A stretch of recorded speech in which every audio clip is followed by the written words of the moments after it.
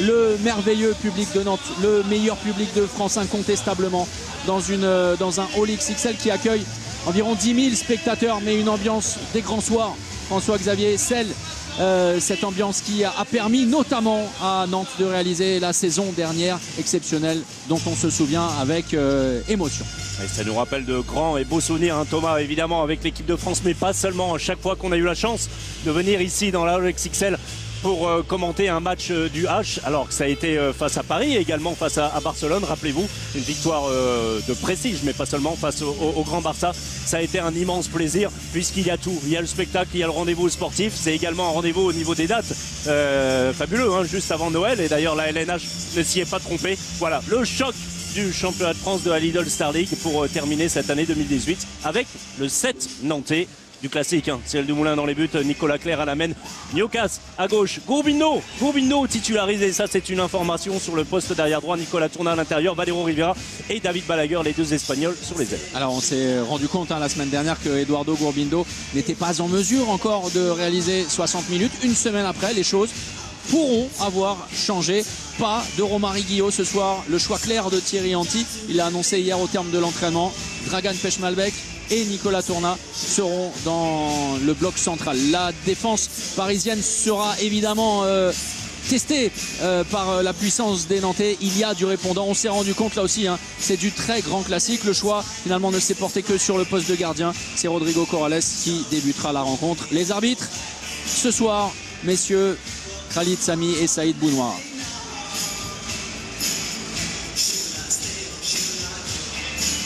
Alors on a repris exactement le même duel que la semaine dernière. Voilà, celui-là est beaucoup plus parlant parce que oui, la semaine dernière ça n'était finalement que sur un match de Coupe de la Ligue. Là on se rend compte que c'est depuis le début de la saison. 11 matchs joués pour Sander Sagosen, un de plus pour Nicolas Clerc, des statistiques complètement différentes.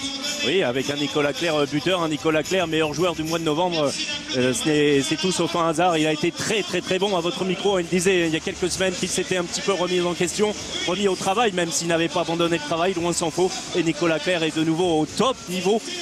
Pour en avoir parlé avec quelques joueurs parisiens, je peux vous assurer que Nicolas Clerc est très considéré par les Parisiens, et c'est évidemment un homme à marquer de près en face. Sander Sagosen dans un rôle de demi-centre depuis que Nicolas Karabatic est blessé, est parfait, mais ça on s'en doutait un petit peu.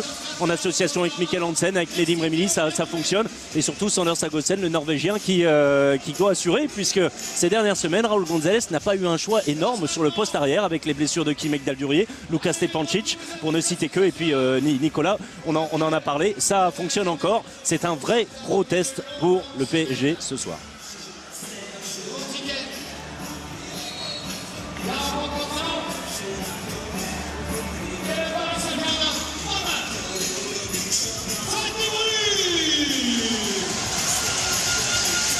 Le coup d'envoi donné par Nantes dans un instant de ce rendez-vous capital pour partir l'esprit léger en vacances. Alors elles seront courtes pour les internationaux, notamment pour Cyril Dumoulin, pour Nicolas Clerc. Elles seront beaucoup plus longues pour Arnaud Siffert, qui était ravi de pouvoir profiter des enfants pendant 2 semaines. Mais avant de penser aux vacances, place au dernier choc de l'année civile 2018, et c'est un affrontement XXL entre le HBC Nantes et le PSG. Le leader se déplace en terre nantaise pour tenter de rééditer sa performance de la semaine passée. Il faudra pour cela bien mieux soigner l'entame de match. Pour Nantes, l'exploit est atteignable en jouant comme le H a su parfois le faire, de manière brillante et merveilleuse, avec des séquences qui n'ont absolument rien à envier au plus grand d'Europe. Le H qui retrouve beaucoup de ses forces vives. Eduardo Gourbino qui a beaucoup manqué, puis Nicolas Tourna, le premier but. C'est souvent le cas, c'est Olivier Niocas qui trouve la solution. Et c'était le cas aussi en Coupe de la Ligue. Olivier Niocas qui avait été époustouflant, avec énormément de puissance. On est encore sur l'engagement côté parisien, c'est bien tenu avec David Balaguer hors secteur, Nedim Remili. On va se repositionner côté PSG pour entamer le jeu placé. Celui qui avait parfois été en difficulté face à la défense nantaise agressive la semaine dernière. Duhache qui était mieux rentré dans la partie hein, avec beaucoup plus de mobilité, beaucoup plus d'agressivité que les Parisiens. On rappelle, hein, après 21 minutes de jeu, 17-10, mais ça c'est déjà de l'histoire, même si ça n'a qu'une semaine. À noter un changement attaque-défense de chaque côté. Donc, Olivier Gnocas qui cède sa place à Rob Pelliot et ça, Gérard Moros. C'est quand même la grande différence par rapport à la semaine dernière. Le retour de Rob Pelliot, le ministre de la Défense qui n'était pas du déplacement en Coupe de France en terre normande, à côté de chez vous, à Caen, avec une victoire sérieuse, vraiment des Nantais sans grand nombre de leurs hommes de base. Et la défense du H qui se manifeste d'entrée, ça s'appelle marquer son territoire, tout simplement. Un simple carton jaune pour David Balaguer. Le jeu franc effectué par Luka Karabatic qui va se repositionner au cœur de la défense nantaise entre le poste 2 de Nicolas Clerc et Rob Pelliot. Ça a bien poussé côté parisien et le G de 7 mètres, le premier dans cette rencontre obtenue. Oui, ça se branche gentiment entre Nicolas Tourna et Mikkel Hansen, ça va, pas de souci. Avec le travail préparatoire de Sander Sagosen pour Mikkel Hansen dans l'intervalle externe. Uwe Gensheimer à 7 mètres face à Cyril Dumoulin.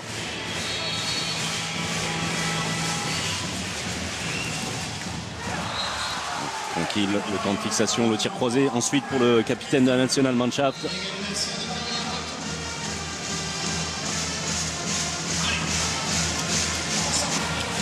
Écoutez, on a déjà... premier constat, après 3 minutes, on a déjà moins de buts que la semaine dernière. Ça avait été un festival vraiment en première période. On s'en doutait un petit peu hein, que les défenses allaient être plus rudes, plus solides. Oui. Avec Gourbindo, on va reprendre les positions. Non, pas sur le départ. Gourbindo qui va reproposer un vrai temps fort. Pas de solution pour Valero Rivera avec Nicolas Clerc. Secteur, Olivier Gnocas, ça défend bien côté parisien et le ballon récupéré dans un deuxième temps par Nicolas Tourna. Il a été attentif et alors que Luka Karabatic avait les deux pieds campés en zone. Regardez hein, sur le retour parce qu'il fait la différence hein, Nicolas Tourna sur la récupération, sinon c'eût dû être un G de 7 mètres. La sortie très haute de Nedim Remili et le carton jaune contre Luka Karabatic cette fois. Bien, les arbitres aussi, ils ont bien raison, marquent leur territoire. C'est important de donner le cadre de jeu, ce qui sera permis et ce qui ne le sera pas. Superbe voilà. Nicolas Clerc. Un nouveau numéro d'équilibriste, de perforateur de Nicolas Clerc qui aime les changements de rythme, jouer auprès, naviguer de cette manière-là pour trouver des solutions. La passe très haute et très compliquée de Sander Sagosen pour Lucas Ballot. Pas de possibilité dans un premier temps sur l'engagement rapide. Regardez, hein, la petite feinte et le jeu avec Olivier Gnocas et il se faufile ensuite entre les deux Parisiens en grande forme. Nicolas Clerc. Beaucoup d'écartements hein, sur les départs d'enclenchement côté parisien. La passe compliquée pour Gensheimer et l'arrêt, le premier dans cette rencontre pour Cyril Dumoulin. Le précédent n'ayant pas été comptabilisé puisque Paris s'est retrouvé... oui, évidemment. Face à un 7 mètres et derrière. Et oui, les arbitres ont décidé de laisser jouer. Oui, avec Nedim Remili qui avait tenté de provoquer le passage en force en allant au sol. Et bien évidemment, lorsque vous faites ça et que ce n'est pas sifflé... Oui, c'était bien défendu tout de même hein, de la part de Nedim Remili. C'est toujours une interprétation extrêmement délicate des passages en force. Oui, d'ailleurs, les deux se sont expliqués. Nedim Remili est passé devant Olivier Gnocas.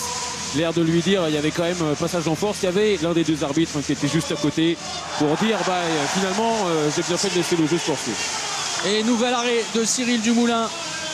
On parlait avant match de l'importance dans ce genre de rencontre des gardiens. David Balaguer face à son compatriote Rodrigo Corrales. C'est le premier break dans cette rencontre confirmé par les Nantais et derrière l'échec de Nedim Remili.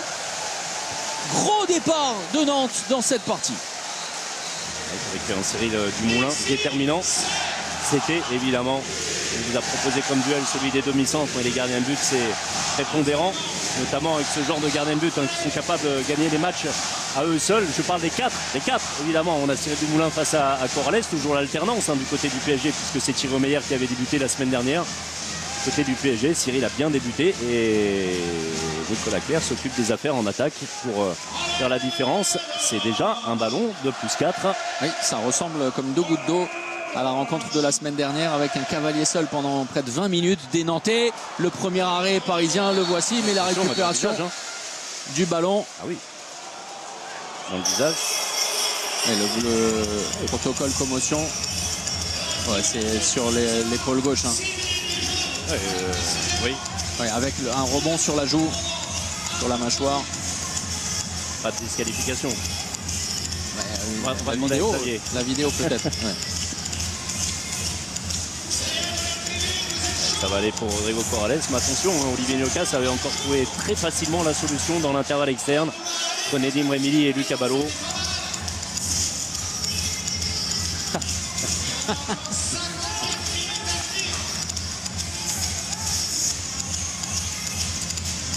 C'est intéressant hein, ce que vient de dire. C'est intéressant, vraiment ce que vient de dire Dominique Bouziane. Vous savez, ici, il est l'animateur. Il vient de dire encore 54 minutes à tenir.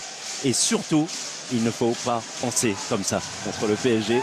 Ce serait une erreur. On l'a vu un petit peu la semaine dernière hein, lorsque Nantes menait de... Pas calculer, certainement pas. Non. Et puis 54 minutes, c'est long.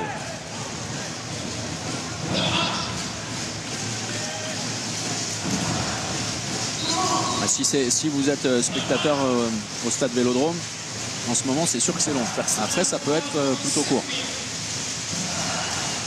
Avec Fred Godard à la réalisation ce soir, à nouveau pour la dernière de l'année. Lui qui était justement pour le match de Coupe de la Ligue avec l'élimination face à Strasbourg hier soir.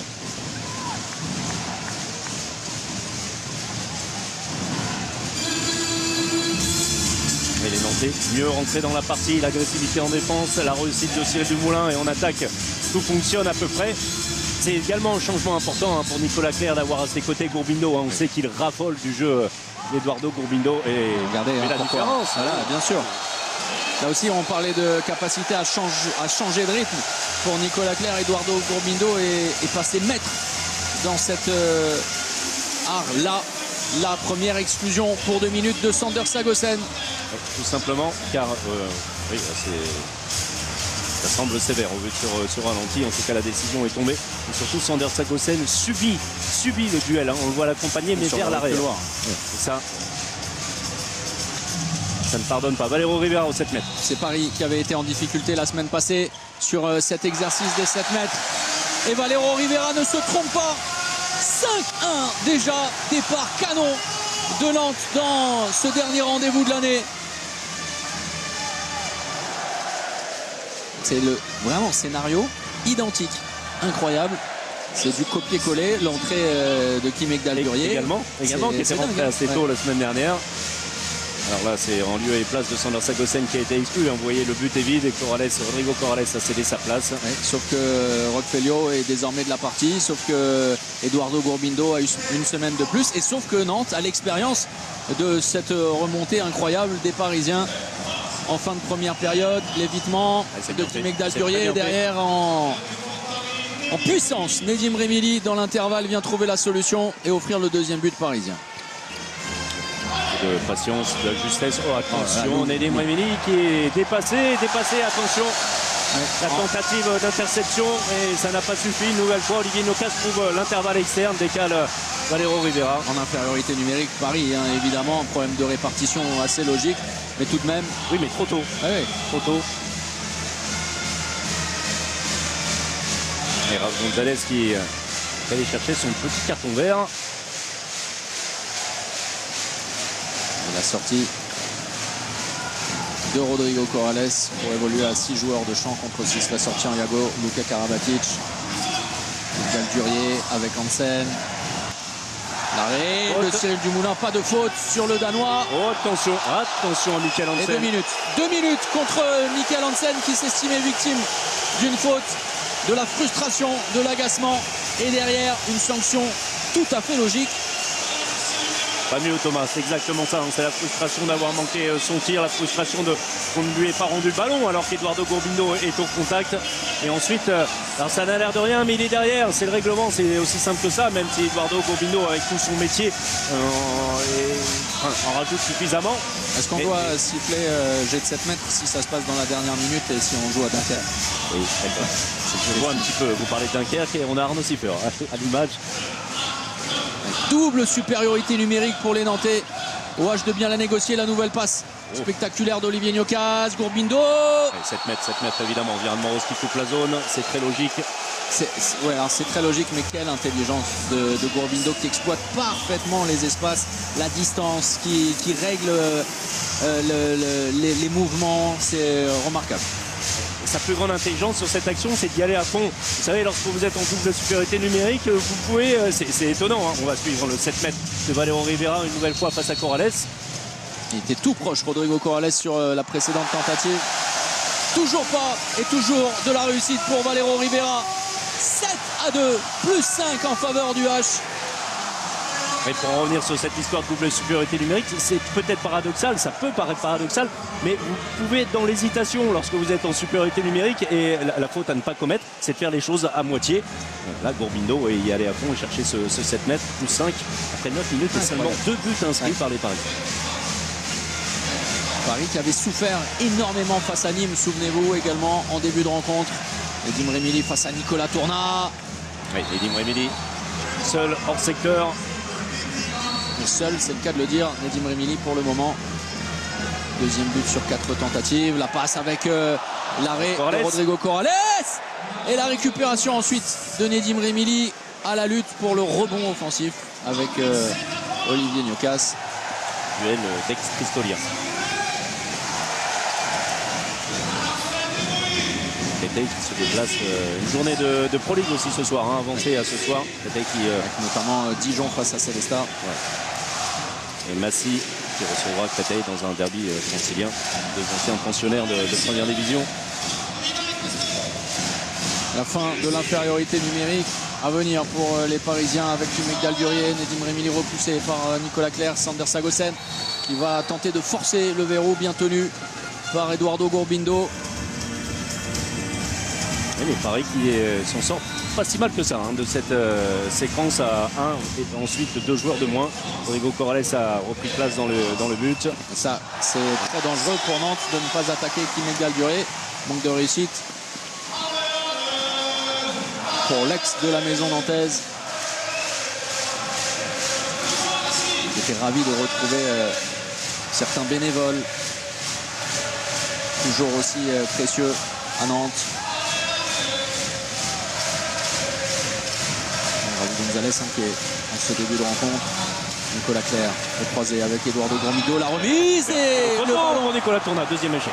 Contrôlé d'une main et la volte très rapide. Ouais, c'est une faute, il est allé percuter Valero Rivera, même si le public demandait un passage en force. Alors c'est toujours très compliqué, hein, à juger.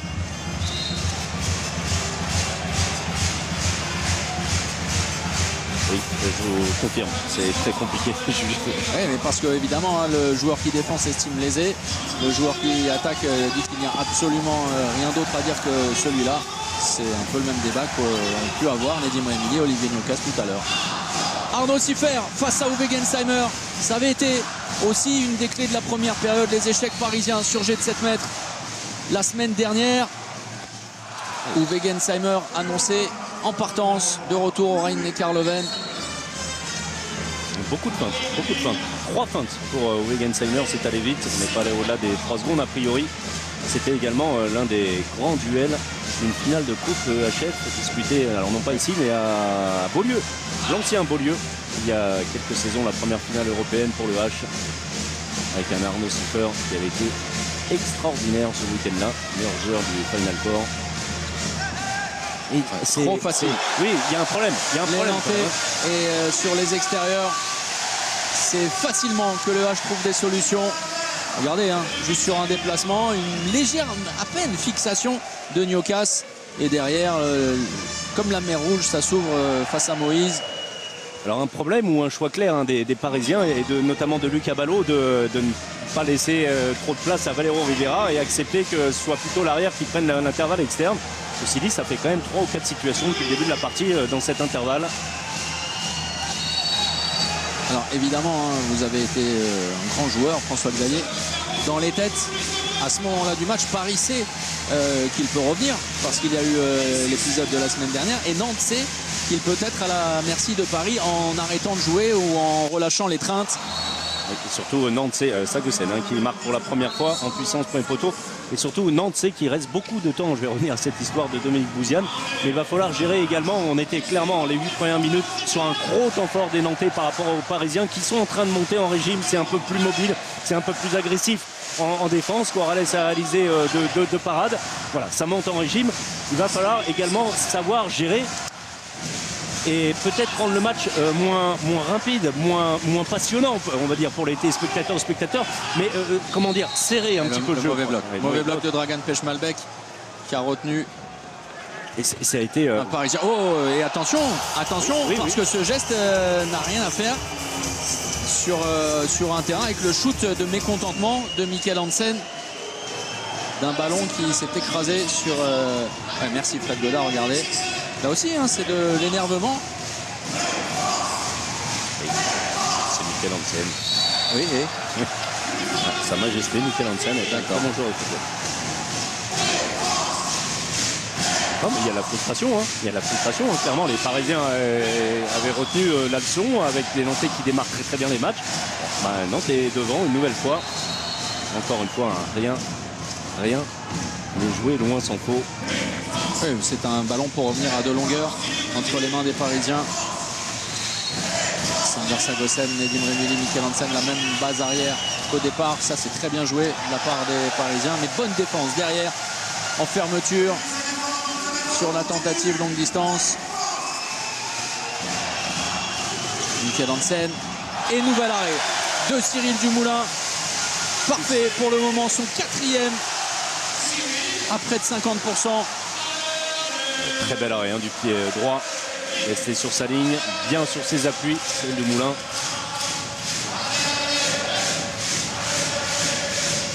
Efficacité des gardiens de but évidemment en faveur grâce à cet homme du H.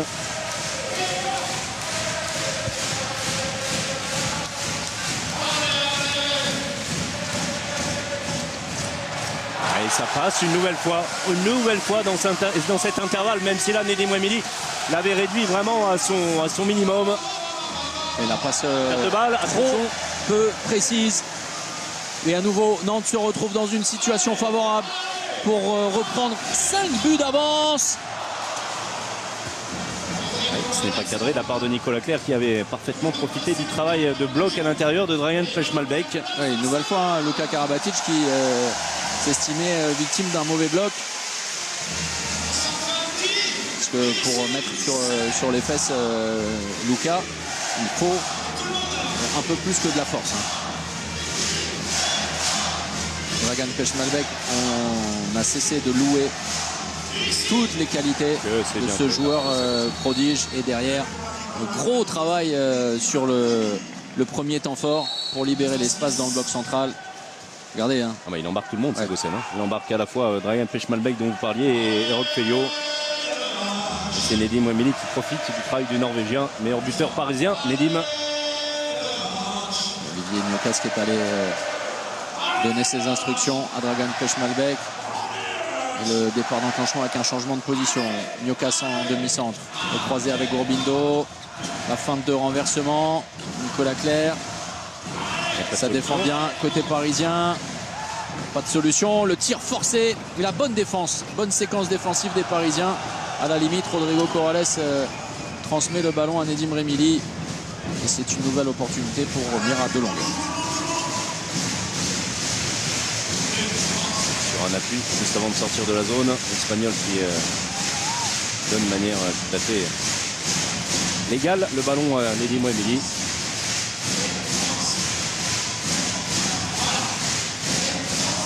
Le bon contre à la limite. Sagosen inscrit par le Norvégien. Alors Cyril Dumoulin là-dessus. Pas de possibilité sur l'engagement rapide. Nantes va partir. En jeu placé, Thierry Omeyer sur le banc qui demande à ses partenaires, regardez en bas de votre écran, de défendre le fer. Sortir Yago. Pechmalbek, le changement à l'opposé, vous y êtes habitué. Ah, c'était bien fait, dommage. Perte de contrôle du ballon d'Olivier Niokas qui avait fait la différence sur son premier appui.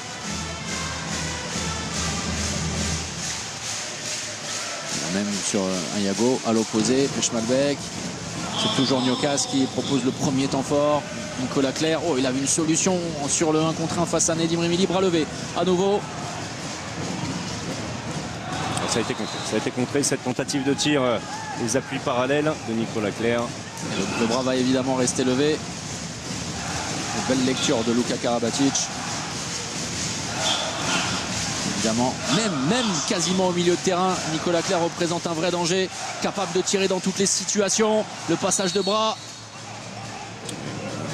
Deux passes me semble-t-il. Là, les choix sont nombreux hein, pour les tireurs longue distance. C'est Olivier Niocas qui va s'y essayer. Récupération du ballon des Parisiens à la lutte avec Dragan Pechmalbek et Sander Sagosen. Rodrigo Corrales a fait le boulot. Il a fait même du très bon boulot. Hein. C'était un bon tir, un très bon tir d'Olivier Niocas qui avait réussi à désaxer. Vous allez le voir, regardez le bras qui passe complètement à gauche et malgré tout, il arrive à trouver un impact point long, mais pas suffisamment. Le pied gauche de Rodrigo Corrales qui traînait par là. Et l'air de rien. Et oui, c'est un ballon de -1. Alors qu'on rappelle hein, le score avec un +5 en faveur de Nantes. C'est Romain Lagarde qui s'échauffe derrière le banc avec Kirill Lazarov. Une solution évidente en tout cas hein, pour les Nantais. Oui, alors Paris a monté son niveau défensif. Hein.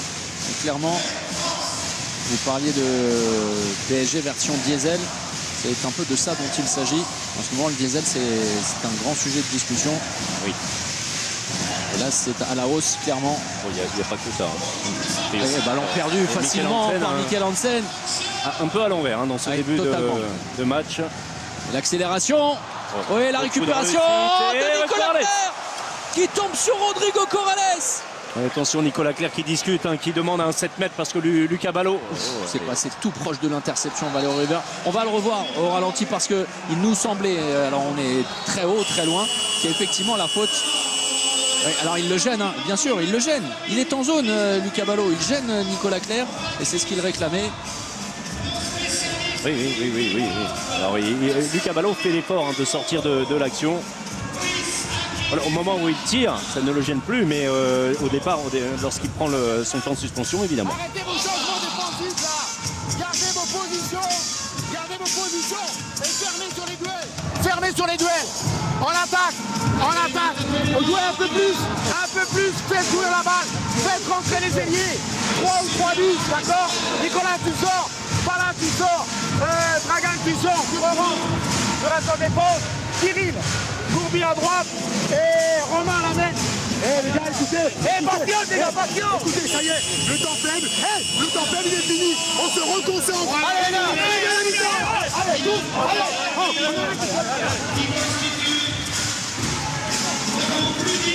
Mais les mots du ministre hein, pour terminer, ils sont importants. Vous voyez qu'on a vraiment, les joueurs surtout, hein, nous c'est pas très important, mais les joueurs ont ça à l'esprit.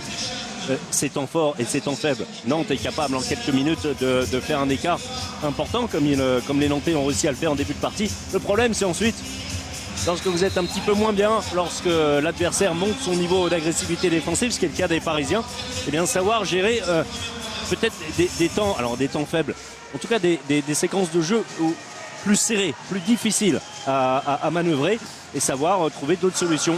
Thierry Lanty a demandé plus de mouvements à l'intérieur, notamment les ailiers. C'est vrai qu'on a peu vu ça depuis le début de la partie, tant la réussite de la base arrière était présente, en trouvant également à l'intérieur Nicolas Tournade, même si celui-ci n'a pas marqué. Et là, heureux Rodrigo Corrales avec son intervention sur le poteau et c'est un ballon d'égalisation avec Sander Sagosen.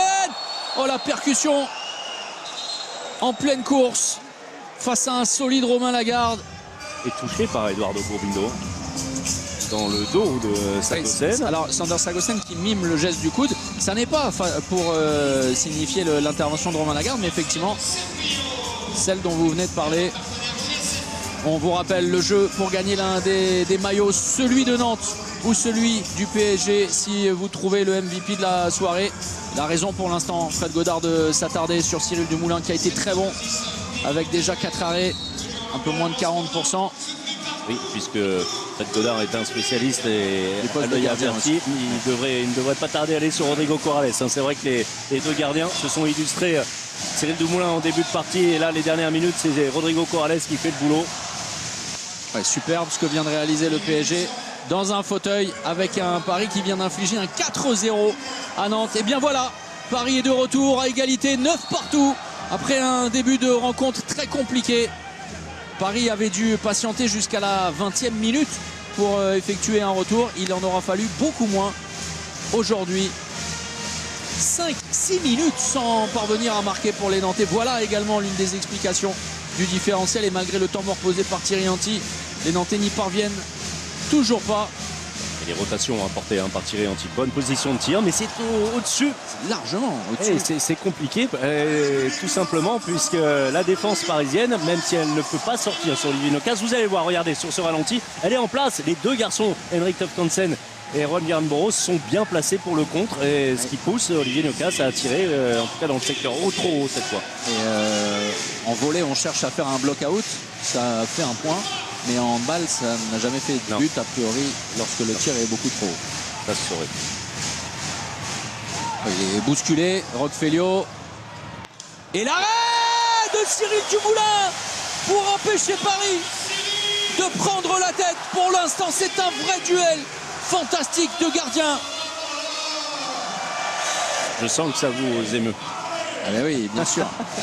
Non mais c'est ça, c'est vrai. En plus, avec un morphotype assez semblable, Corrales et Dumoulin, deux gardiens grands par la taille, par le talent. Et deux joueurs, gardiens essentiels. Ce début de partie, attention, ça va aller jusqu'à Valero Rivera. Et Corrales. On est en train d'assister à un récital dans les deux zones, à chaque bout du terrain. Franchement, énorme début de rencontre de Cyril Dumoulin et de Rodrigo Corrales. On avait eu un affrontement mythique entre Yann Gentil, souvenez-vous, et le même Corrales lors de la victoire de Paris contre Chambéry. On est parti sur les mêmes bases. Et dans le même temps, messieurs, on se souvient des propos de Thierry Anti tout à l'heure sur l'application de ces joueurs au tir. Alors il y a de beaux arrêts de gardiens, il y a peut-être aussi un manque d'application au tir. Oui, et surtout de l'inefficacité évidente de la part des Nantais. On va demander à Aziz Benzirar dans le cas de nous remettre le chronomètre de l'attaque nantaise, incapable de trouver le chemin défilé. Merci, regardez, 8 minutes, on était resté à 6 minutes. Là, le différentiel est terrible. Et pour la première fois, Paris a pris les devants dans cette rencontre. C'est un très beau tir de Sander Sagosen.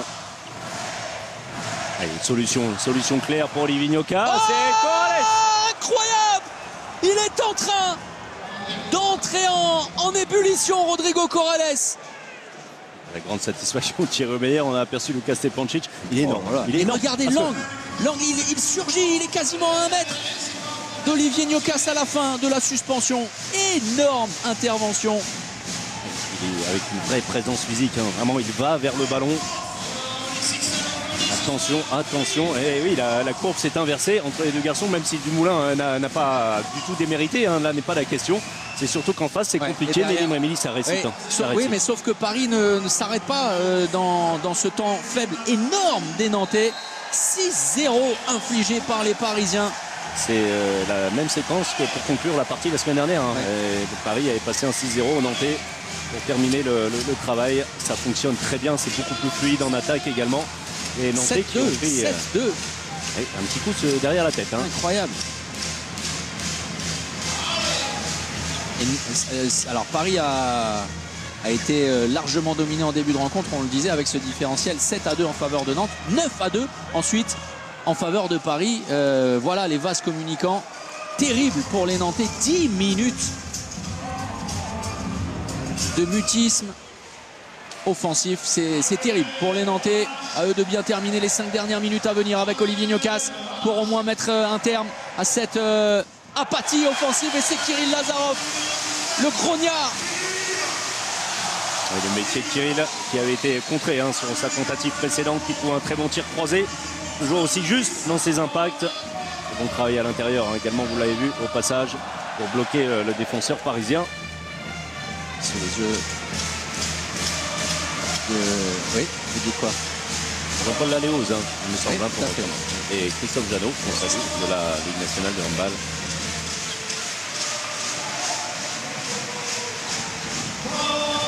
Sander Sagosen. qui évite les sorties défensives des Nantais. Alors beaucoup d'activité de la part des Nantais, le bras est levé. Voilà une bonne séquence intéressante et conclue par Cyril Dumoulin et le pastis. Oui. C'est contré, c'est un 7 mètres, contré en zone. On va revoir tout ça avec les caméras de Fred Godard. Quelle belle initiative de Romain Lagarde d'aller pousser son action jusqu'au bout. Il arrive lancé, il n'y a pas de raison. Oui, c'est... Non. Oh non. Absolument pas du tout en zone. Sander Sagosen. Non. Rien du tout. Et c'était une très très bonne intervention défensive. Bien au contraire. Thierry Omeyer, comme Arnaud Siffer tout à l'heure, est entré dans ce duel face à Valero Rivera. Évidemment, le sentiment d'injustice vécu par les Parisiens en discussion avec les arbitres. Valero Rivera qui a été parfait face à son compatriote champion d'Europe Rodrigo Corrales. Oh, super. De l'audace. Et du talent de la et technique. Un peu plus. Et Chabala sur Thierry Omeyer. Parfaitement maîtrisé par Valero Rivera. Il y a Rodrigo Corrales, là c'était plus Rodrigo Corones. Voilà. On vous rappelle que vous pouvez gagner le maillot. Qui sera élu MVP au terme de cette rencontre indécise pour notre plus grand plaisir. L'entrée de Lucas Ballon, deuxième pivot. Ça circule bien. Et le ballon gratté. Initiative, Nicolas Par Clerc. Nicolas Clerc en relais avec Kirill Lazarov. La bonne répartition. Et Valero Rivera qui redonne l'avantage à Nantes. Attention, Nicolas Tourna. Sanction différée très vraisemblablement. Et non, rien du tout. Et ballon perdu. Encore une occasion de jeu rapide. Nicolas Clerc, il y a trop assez détachement sur cette montée de balle. Alors ça allait vite. Sanction évidemment.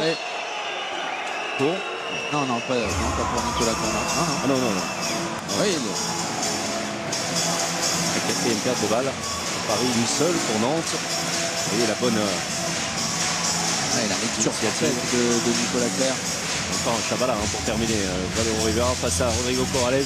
Une seule perte de balle pour Nantes. On casse avec Lazarov. Oh, la grosse faute sur Nicolas Tourna. Incroyable. Sander Sagosen qui n'a pas été pris par la patrouille. Et derrière Lucas Ballot qui vient conclure, mais incompréhensible. Cette non-décision, en tout cas cette décision de laisser le jeu se dérouler parce que Nicolas Tourna a été arraché vraiment. Là aussi on va demander à Fred Godard de nous recaler tout ça. Ah oui, incroyable. Il l'emmène complètement au sol en lui arrachant le maillot. Alors au-delà d'une faute évidente, c'est dû être 2 minutes, clairement. C'est dû, clairement. Oui, on est d'accord. Alors est-ce que c'est la conséquence? Vous savez, l'action précédente, vous avez dit peut-être une exclusion pour Nicolas Tourna, et puis finalement dans l'action, ça n'a pas été possible de lui donner. Eh bien, regardez, avec cette caméra. Et là, le sponsor maillot du H est très très solide. On vous le dit.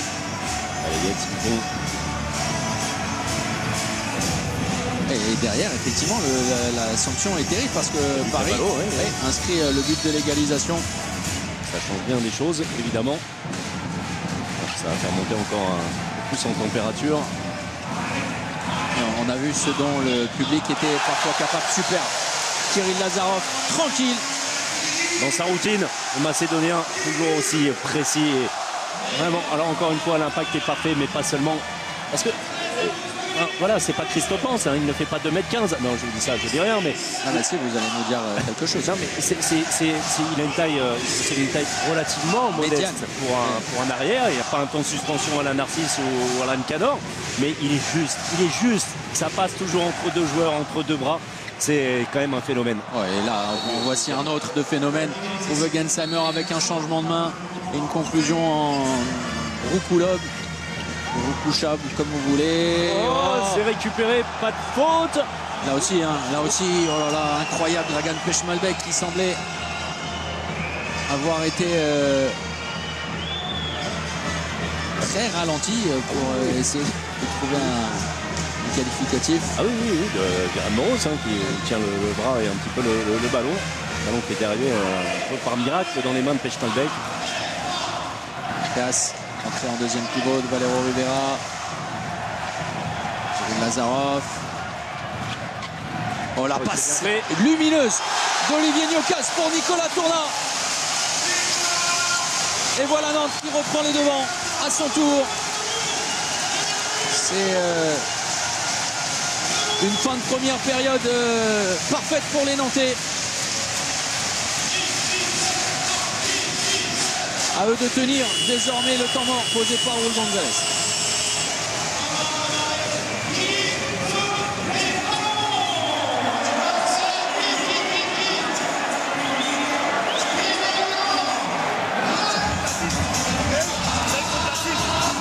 Loulou et Henry. On n'a pas l'envoyer. On a l'intérêt. Les pivots. Entraînez quoi? Oui. Attends, si on a la chance de marquer, on va le faire. On joue à la fin. Allez, Après, il faut le tirer. allez. 30 secondes. On pense à bien changer. 1, 2, 3.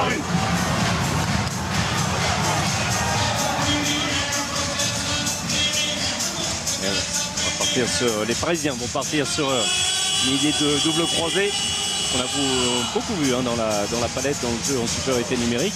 On va suivre le choix également de Raúl González. Est-ce qu'il va utiliser Rodrigo Corrales va sur le banc et c'est Lucas Ballot qui entre. Et voilà. Il y a bien 7 Parisiens contre 6. Eh bien, Voilà ce qui avait sans doute aussi coûté la victoire et la qualification aux Nantais. L'utilisation parfaite du jeu à 7 contre 6. alors attention, bien gérer ça puisque pas de gardien. Corrales est sur le banc et tout va partir comme on vous l'a montré tout à l'heure sur Les un 20 croisé dernières secondes. entre Hansen et Sagosen. C'est parti, sans doute un double croisé s'il n'y a pas de solution. Voilà pour Nedim Remili et ensuite on cherche la solution. Allez, pour Passe Lucas était Ballot. audacieuse. Il est touché légèrement. Attention, pas de gardien. Lucas Attention, Ballot. pas de gardien. Ouais, c'est Pas de pas- faute. C'est incroyable l'action. Sur le poteau. Alors c'est récupéré pour les Nantais. Attention, le temps qui s'écoule, c'est trop tard. Mais il a tout vu, Michael Hansen. Il a compris que le ballon avait été récupéré en passant par la zone et il a préféré tenter sa chance alors qu'il avait vu que les arbitres allaient siffler pour éviter de rendre rapidement le ballon. On va revoir, c'est très confus. C'est Valero Rivera qui tente sa chance. Ça passe entre les jambes de Rodrigo Corrales et le ballon récupéré. Et il le sait, Michael Hansen. L'intelligence du Danois. Et attention à ce dernier jet franc avec Kirill Lazarov. Face au mur parisien et à Rodrigo Corrales. Au-dessus, on va en rester là, comme la semaine dernière en Coupe de la Ligue. C'est Nantes qui mène à la pause. 14-13 en faveur du H. Le suspense est entier. Et tout comme la semaine dernière, plus 1 à la pause, me semble-t-il, en faveur du H. Plus 1 avec moins de buts, on l'a dit. Beaucoup moins de buts, c'était parti ainsi. Les Nantais ont eu le début du match pour eux. Ensuite, les Parisiens ont passé une série incroyable avec 9 minutes sans but pour les Nantais, même plus. Et une fin de première période bien équilibrée avec un Nicolas Tourna, buteur dans les dernières minutes. Et qui a un maillot solide, Xavier. Ah oui, on était inquiet sur la qualité de votre maillot. Il n'y a pas de problème, il tient bien malgré les tirages de maillot. Ouais, comme d'habitude, mais c'est un peu notre rôle. Les pivots, on est toujours accrochés, mais bon, c'est ça qui est beau. Voilà, en même temps, il y a eu une petite discussion avec l'arbitre. Il n'y avait pas de soucis. Il va y avoir encore des accrochages en seconde période. Ça a été très accroché d'ailleurs, à l'image de cette action-là. La première période, vous êtes partis comme des balles. Et puis, il y a eu un gros temps faible dans le cœur de cette première période. Ouais, on a bien commencé. Après, forcément, ils vont revenir dans le match. Pas parce qu'on mène 4-1, je crois, ou 6-2. C'était bien, mais c'était sûr qu'ils allaient revenir. On joue pour la première place, donc ça va pas. C'est pas parce qu'on joue à la XXL que c'est la magie qui va opérer. On va gagner sans mettre les ingrédients. Donc, je pense que la deuxième va falloir faire encore mieux, encore plus d'agressivité. Ce qui était déjà pas mal en première, mais va falloir remettre l'accent dessus et pour que ça passe. Vous avez l'avertissement du match de Coupe de la Ligue aussi parce que vous étiez très bien partis, les Parisiens sont revenus, en seconde période aussi, et puis vous aviez connu un temps faible là encore. Ouais, c'est ça, c'est la qualité de Paris, c'est que même s'ils sont menés au score de 7 buts, ils paniquent pas, ils déroulent leur jeu et ils sont concentrés, ils reviennent petit à petit et un match c'est long, donc faut continuer à se battre comme on a fait en première et ça va passer. Merci beaucoup, bonne seconde période. Alors en Coupe de la Ligue, on a vu que mener à la pause ne signifiait pas s'imposer à la fin. En revanche, en championnat, ça était le cas il y a 2 ans lorsque Nantes avait mené. Et bien Nantes avait réussi à s'imposer. Nantes menait toutefois 17-13 avec un écart bien plus important. Mais c'est ce que dit Nicolas Tourna, ça s'appelle du pragmatisme. Effectivement, remettre à nouveau ce qu'on a fait en jeu. La concentration devra être optimum pour ne pas laisser les Parisiens espérer. Ce sera l'un des enjeux de cette seconde période. On va revenir dans un instant, retrouver avec grand plaisir le président du H, Gaël Pelletier, pour faire le bilan sur cette première partie de saison vraiment presque parfaite, et en championnat, et en coupe, et en Ligue des Champions. À tout de suite.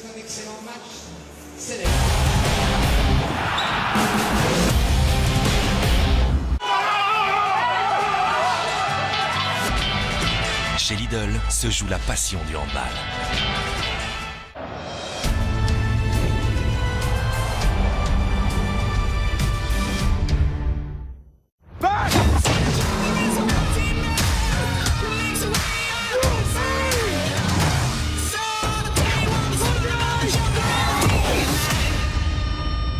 Achetez Xbox One et obtenez gratuitement Battlefield 5. Et voilà, tu vas enfin pouvoir découvrir le goût unique de mon Colonel Original Burger. Colonel Original, maintenant chez KFC et pour toujours. KFC, c'est bon à s'en lécher les doigts. Que l'on veuille atteindre des sommets, ou simplement trouver un nouveau souffle. La joie du sport nous réunit tous. Ce Noël, offrez la joie du sport.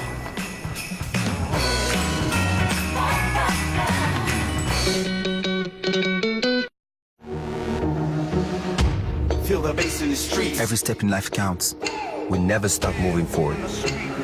Dancing our way to the top. The street belongs to the brave. Only the brave street. The new fragrance. Diesel. We are the brave of tomorrow. Only the brave. The original fragrance by Diesel. Voici la nouvelle Freebox. Ce n'est pas une box. C'est un son d'exception.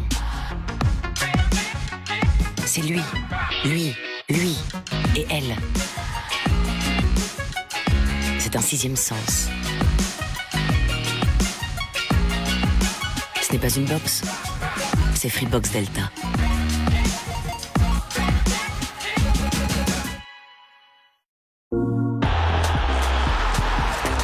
He only just started that drama. It's a splendid run by Mbappe! But I just finished another thriller.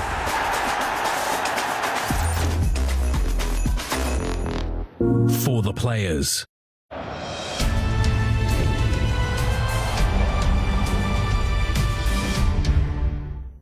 Votre week-end Ligue 1 Conforama. Samedi 21h Multiligue 1. Le coup d'envoi. Avec les 10 matchs en direct. Angers-Marseille. Bordeaux-Amiens. Lille-Toulouse. Incroyable ce but! Monaco-Guingamp.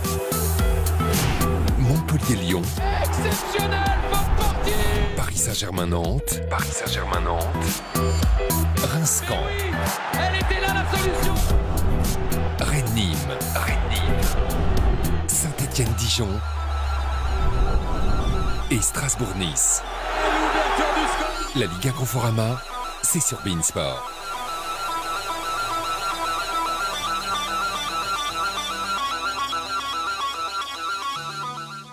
Conforama, équipementier officiel des supporters.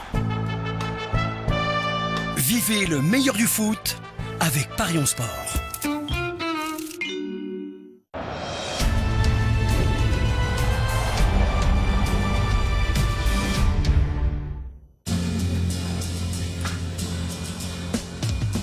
Didn't know what time it was, the lights were low, oh, oh. I leaned back on my radio, oh, oh. There's a starman waiting in the sky. He'd like to come and meet us, but he thinks It's right in front of you. Bleu de Chanel, le parfum.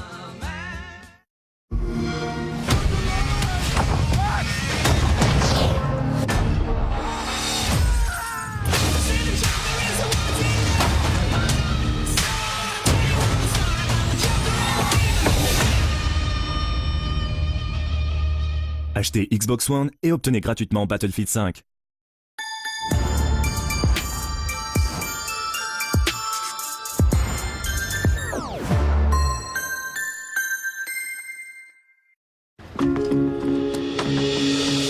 Appartement insonorisé, séjour traditionnel chez l'habitant, villa pour toute la famille, des millions de maisons et d'appartements uniques pour faire votre choix. Réservez votre prochaine histoire.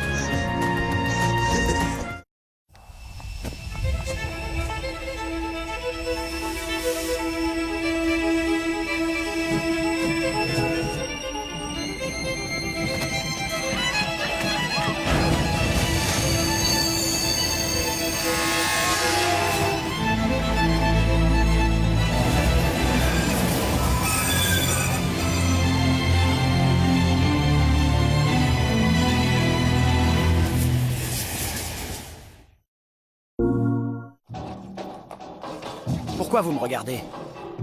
Alors que ça pourrait être... C'est tellement beau! Carrément beau! Ça pourrait être vous et votre équipe! On attend plus que vous! La PlayStation 4 500 Go est à 199,99 € jusqu'au 23 décembre. Et voilà, tu vas enfin pouvoir découvrir le goût unique de mon Colonel Original Burger. Colonel Original, maintenant chez KFC et pour toujours. KFC, c'est bon à s'en lécher les doigts.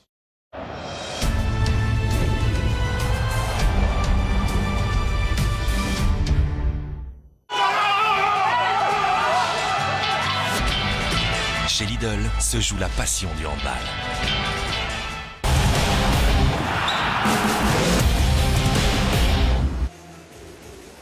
Retour sur beIN Sport pour le début dans un instant de la seconde période. Après le show d'avant-match, la batucada est de retour pour faire monter un peu plus si était besoin, mais pas certain, la chaleur.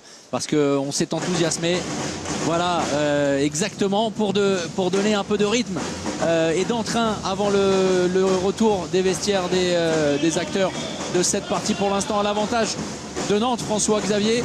On va y revenir dans un instant. Avant cela, et on va retrouver dans un contexte un peu plus calme, c'était il y a quelques instants une interview enregistrée, le président Gaël Pelletier pour faire le point sur le bilan. On fait le bilan calmement comme si on avait 50 ans. Xavier Hamel avec le président Pelletier. Président, j'imagine alors déjà que la première période vous a satisfait, il y a un vrai duel entre les deux équipes et puis c'est un reflet de la première partie de saison du H qui est brillante en championnat, en Ligue des Champions aussi. Ouais, j'espère que c'est pas un revival du dernier match qu'on a fait contre le PSG parce qu'on avait pris beaucoup d'avance, un peu comme à ce match-là, enfin sur cette mi-temps, et à la fin on avait perdu. Donc voilà, je suis heureux de constater que malgré ce temps faible et malgré cette remontée de Paris, l'équipe a réussi à se remettre dans le droit chemin. Et puis j'espère que ça va continuer parce que le public il est là, il est prêt, il a envie de faire la fête, l'ambiance est belle, donc on a envie de continuer à leur donner du plaisir. Et nous on prend du plaisir à voir ça aussi, être dans une salle pleine, une salle de 10 000 personnes. C'est toujours très chaud, on le sait, à Nantes. Ça fait partie de l'identité nantaise, justement. On sait qu'on voit des beaux matchs et on sait qu'il y a le public derrière. Ben, c'est vrai que ça devient un rendez-vous traditionnel pour le public. Il l'attend maintenant, hein, parce qu'il a fallu moins de 24 heures pour remplir cette salle. Donc il y a une forte attente sur ce type d'événement. À chaque fois, ça a donné lieu à des beaux matchs, avec des résultats variés, mais à des beaux matchs à chaque fois. Donc voilà, on ne rêve que d'une chose, c'est d'ouvrir les festivités de Noël, qui sait par une victoire, mais il va y avoir beaucoup de travail encore. En début de saison, vous aviez des projets extrêmement forts et pour essayer de gagner beaucoup de choses, les projets sont les mêmes pour la fin de saison. Les projets sont les mêmes puisque en fonction du résultat, soit on sera premier, soit on sera deuxième. Voilà, après c'est une volonté qu'on a d'aller vers le plus haut, mais bon, on verra si on y arrive. Mais c'est vrai que c'est notre volonté, on travaille pour, donc ça reste l'objectif, quel que soit le résultat de ce soir, bien évidemment. Mais un objectif, malheureusement, on ne le réussit pas toujours. Sinon, toutes les équipes de Ligue de LNH seraient premières à la fin de la saison. Ce serait trop facile. Merci beaucoup, Président. Bonne seconde période. Oui, un projet nantais qui ne cesse de se construire de manière rigoureuse, de manière lucide, de manière clairvoyante également, avec voilà, la signature, la prolongation de Kirill Lazarov, de Roque Feillo. On parle beaucoup d'un gardien qui est éblouissant, un jeune gardien, Emil Nielsen. Alors il faudra régler certaines choses, hein, évidemment, en vue de la saison prochaine, mais on ne cesse de travailler à Nantes dans tous les compartiments, notamment sur l'accueil du public, notamment sur ce genre de moment qu'on vient de vivre. On va se concentrer sur les chiffres au terme des 30 premières minutes. Alors ça a été pendant un quart d'heure une vraie partie de gardien. Ça a été un vrai spectacle en ce sens. Regardez, 36% en dessous des 40% quasiment pour les deux équipes, c'est la même chose. Un arrêt de plus pour Rodrigo Corrales et une efficacité forcément en berne avec, et on va le voir dans un instant, alors très peu de pertes de balles pour Nantes, ça c'est l'une des satisfactions. Aucune minute d'exclusion temporaire. Ça c'est une surprise. Ça c'est une vraie surprise avec une défense qui est marquée du saut de l'autorité, notamment à la maison. Mais on va surtout constater que si Nantes ne mène entre guillemets que d'un but, c'est surtout dû à une incapacité à marquer pendant 10 minutes. Et ça a été le cas dans cette première période avec un trou d'air, on va dire ça comme ça. C'est surtout les Parisiens qui ont monté leur niveau d'agressivité en défense. Corrales qui a réussi plusieurs arrêts consécutifs. Et puis en attaque, les Parisiens ont réussi à se détacher. Vous le voyez, la confirmation par l'image avec cette timeline. Et les Nantais qui ont eu un trou d'air énorme. On vous l'a dit, 9 à 10 minutes sans but. C'est Kirill Lazarov qui a décoincé le H en marquant 2 buts pratiquement consécutifs. Les Nantais ont bien terminé la première période. Mais attention, ça peut être fatidique dans un match. Imaginez ce trou d'air ou ce temps faible, comme disait le président Gaël Pelletier, à la 52e minute. Vous ne revoyez plus Paris. Oui, avec un 9 à 2, Paris qui va avoir l'opportunité d'égaliser rapidement. C'était un peu la même chose la semaine dernière, vraiment en Coupe de la Ligue, sauf que Nantes avait retrouvé de sa superbe, mais Nantes n'avait jamais été en mesure de tuer définitivement la rencontre. C'était les propos très intéressants, vraiment avec beaucoup de lucidité de Nicolas Tournat. Ce sera sans doute l'enjeu, et on imagine que dans les vestiaires on a beaucoup parlé de ça, être capable de laisser vraiment définitivement à distance ce prédateur qu'est le PSG. Qui a été quand même bien mieux. Une nouvelle fois, le PSG a mis un petit peu de temps à entrer dans sa partie au niveau de l'agressivité, de l'engagement mis dans toutes les actions, que ce soit en défense, en attaque. Alors attention, on ne va pas dire que les Parisiens n'étaient pas ni prévenus ni motivés, loin s'en faut. Mais à ce moment-là, les Nantais étaient bien plus présents sur le terrain, à l'image d'un Nicolas Clerc dans les premières minutes, vraiment à la main impeccable. Et ensuite, ça s'est inversé. Et in fine, on est alors plus 1. On ne va pas l'oublier, ce but plus 1 pour Nantes. Mais on a des statistiques assez similaires. J'insiste quand même, 0 exclusion pour Nantes. Ça veut dire d'une part que les Nantais étaient très bien en place de manière très collective en début de partie, et ensuite que les Nantais ont eu d'énormes difficultés à attraper les Parisiens.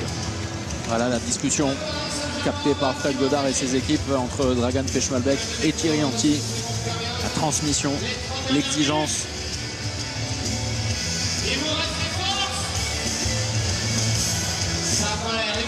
Thierry Anti, pour les plus jeunes, ancien entraîneur de Paris. Le coup d'envoi de la seconde période, les 30 dernières minutes de handball de l'année. Handball masculin, évidemment, sur beIN Sport, avec l'opportunité pour les Parisiens de recoller rapidement. Pour les Nantais, il va falloir continuer à défendre le fer, être un peu plus autoritaire offensivement. Changement sur l'aile droite. Benoît Kounkout qui remplace Lucas Ballot. Sinon, on va faire les mêmes hommes qui avaient débuté des deux côtés d'ailleurs. L'écartement sur le départ de l'enclenchement, le mouvement d'Uwe Gensheimer. Et derrière, même mouvement. Ouais, c'est très bien joué. Alors, surtout lorsqu'il est mis dans ces dispositions-là, Michael Hansen représente un énorme danger. Entrée en deuxième pivot d'Uwe Gensheimer qui perturbe suffisamment la défense nantaise pour... Et pas de faute. Et pas de ballon. Ça a été effleuré. Ça a été touché. Alors désaccord entre les deux arbitres. Il me semble que la décision finale est juste. Ça avait été touché par Rodrigo Corrales.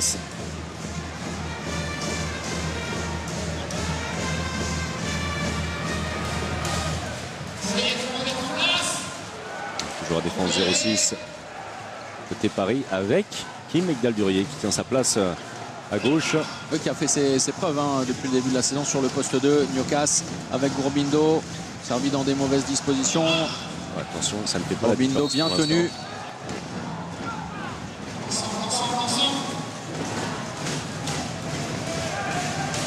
David Balaguer qui va venir porter le danger sur la base arrière. Il adore cette position. Bras levé, oui, mais ça manque de mouvement de la part des Nantais, notamment le jeu sans ballon inexistant avec les capacités physiques d'Olivier Gnocas. Désorganisé. Alors, Nicolas Tourna qui continue à jouer alors que faut sortir d'un 9 mètres pour jouer le G-Franc. C'est Valero Rivera qui va se positionner en deuxième pivot. Olivier Gnocas qui reçoit le ballon arrêté. Et derrière le jet de 7 mètres, une nouvelle fois, on parlait de l'intelligence d'Eduardo Gourbindo au bout du refus de jeu.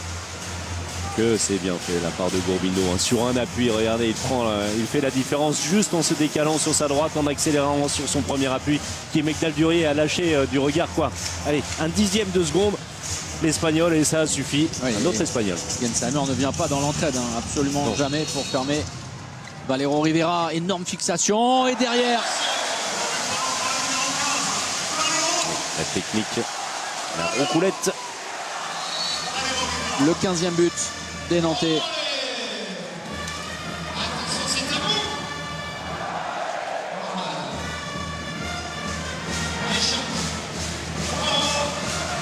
Les 6 mêmes hommes, exception faite de Benoît Kounkoud en début de rencontre. Voilà, justement, Benoît Kounkoud en mouvement. Et ça va être récupéré par Gensheimer. Valse à 2 temps entre David Balaguer et Gensheimer pour empêcher l'Allemand de trouver une solution. Paris va retourner avec Nedim Remili auprès de Michael Hansen. Trop facile, vraiment. Oui. La défense présente sur Nedim Remili, mais plus sur Michael Hansen. Alors, comme Kirill Lazarov, évidemment sur le poste opposé, mais ça n'est pas le plus grand, Michael Hansen, alors sur d'autres capacités, mais ça paraît tellement facile. Exactement comme Kirill Lazarov lorsqu'il réussit à jauger la distance, à avoir un mètre d'avance, ça fait mouche quasiment systématiquement. Hashtag en action, on vous le rappelle, pour gagner le maillot du MVP. Olivier Gnocas avec Nicolas Clerc. La passe entre les jambes audacieuse et ballon récupéré par les Parisiens. 3e ballon perdu par les Nantais seulement. Oh, le ballon prêté par Nicolas Clerc. Le magicien là-dessus. Et derrière, alors, rien du tout. Un simple 9 mètres, alors que Luka Karabatic, lui, il va réclamer, on ne va rien réclamer du tout, mais enfin, on aurait aimé qu'on siffle un passage en force. C'est étrange cette action là. Alors on va revoir tout ça, merci. Allez, sur le ballon. Sur le ballon. Alors même si le ballon est sous contrôle de Benoît Kounkoud qui va vers le but, alors les Parisiens n'ont pas trop discuté la décision. C'est parti sur un faux rythme côté nantais cette seconde période. Oui, mais ça n'est pas fait pour désavantager les Nantais. C'est ce que vous disiez tout à l'heure. Lorsque Nantes n'a pas été capable de ralentir quelque peu le jeu, surtout avec des joueurs comme Gourbindo, comme Nicolas Clerc. Lucas, le temps fort. Il avait trouvé une situation préférentielle. Ça manque un petit peu. Alors peut-être que c'est un choix également tactique et clairement établi après vidéo et concertation évidemment avec Thierry Anti, mais ça manque de mouvement sans ballon, de mouvement à l'intérieur des ailiers. C'est un petit peu chacun son tour. Alors ça fonctionne bien, alors surtout si on trouve Nicolas Tourna, et que Nicolas Tourna est efficace souvent dans les duels entre Paris et Nantes. Nicolas Tourna a été prépondérant, ça avait été le cas il y a 2 saisons également dans le match obtenu. Énorme fixation de Sander Sagosen qui emporte à lui seul et Eduardo Gourbindo et Roque Félio pour ensuite trouver le décalage. Mais c'est alors touché par le visage, c'est bien involontaire, mais c'est un peu la tendance depuis le retour des vestiaires, c'est que Paris trouve des solutions très vite, très facilement, alors que Nantes doit s'employer. Ça n'augure d'absolument rien du tout. Ah non, mais c'est une tendance effective. Gnocas sur ses appuis, bien joué. Excellent tir, un rebond croisé.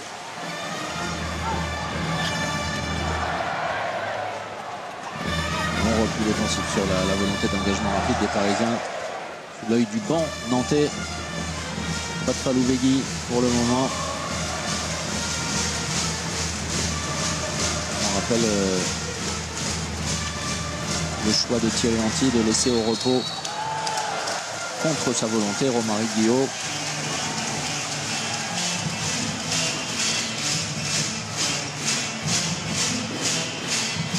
Il reste des solutions hein, sur le banc nantais. On a parlé des rotations et peut-être le rôle joué par ces rotations. C'est à côté pour Nedim Remili, un tir pris très vite. Espen Janssen n'a pas été utilisé du tout. Romain Lagarde très brièvement, Delecroix également, hein, pas du tout. 4 sur 10 pour Nedim Remili, énormément de déchets. Renversement de Nicolas Clerc dans l'intervalle. 7 mètres obtenus. Et Nedim qui tentait une nouvelle fois d'obtenir le passage en force. C'est une défense en zone qui est sifflée. «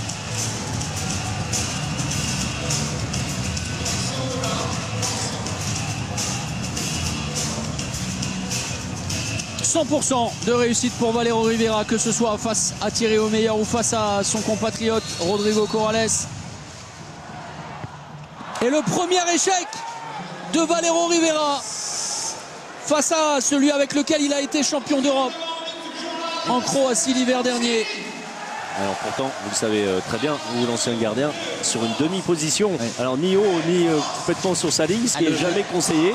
Le tir n'était pas le plus, en termes de qualité, Non mais surtout, il ne se prête pas à la situation, il ne se prête pas à la position du tout de Corrales. À ce moment-là, là, vous pouvez envoyer hein, une bonne mine, comme on dit, qui est pratiquement sur sa ligne. Et là, il tente une espèce de roucoulette tendue. C'est ce qui a fait bondir cet homme, Thierry Lanty.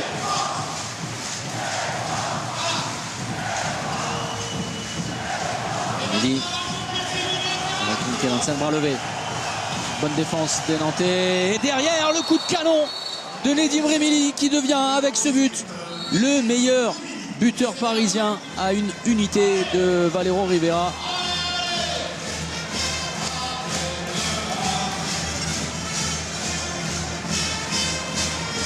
Changement attaque-défense avec Dragan Pechmalbek pour Nicolas Tourna.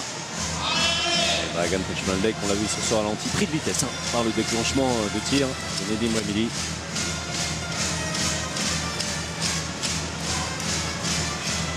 Eduardo Gurbindo. L'accélération, une nouvelle fois la passe entre les jambes.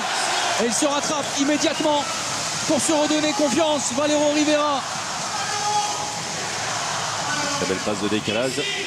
C'est au moins la 4e ou la 5e passe ainsi réalisée par Olivier Nocas. Ça doit être un pari avec un copain. Oui, mais sauf que c'est justifié. Hein, là, complètement. Là, totalement. Hein. Ça n'avait pas été en début de seconde période avec un ballon perdu lorsqu'il cherchait à servir Nicolas Tourna à l'intérieur. Avec Michael Hansen, tout près de gratter le ballon. Valero Rivera. Le jeu en supériorité numérique côté Paris. On y retourne. Oui, très tôt dans cette partie. Michael Hansen dans ses œuvres.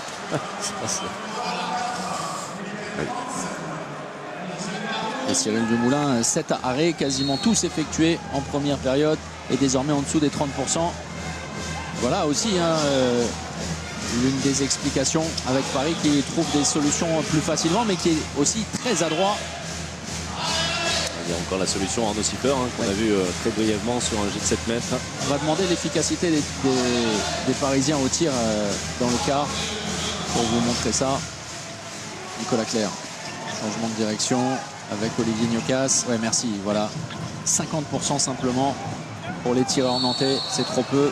7 mètres 7 mètres obtenu par Nicolas Clerc. Alors Valero Rivera, Viran Moros ne comprend absolument pas. Hein. Luka Karabatic non plus. Expliquez-moi. Et alors Nicolas Clerc est dans l'intervalle. Voilà, il y a une attention sur le bras, mais en fait, il ne semblait pas avoir fait une telle différence qu'on aille automatiquement à 7 mètres. La décision est tombée et Kirill Lazarov marque son 3e but. Et sans trembler, le Macédonien.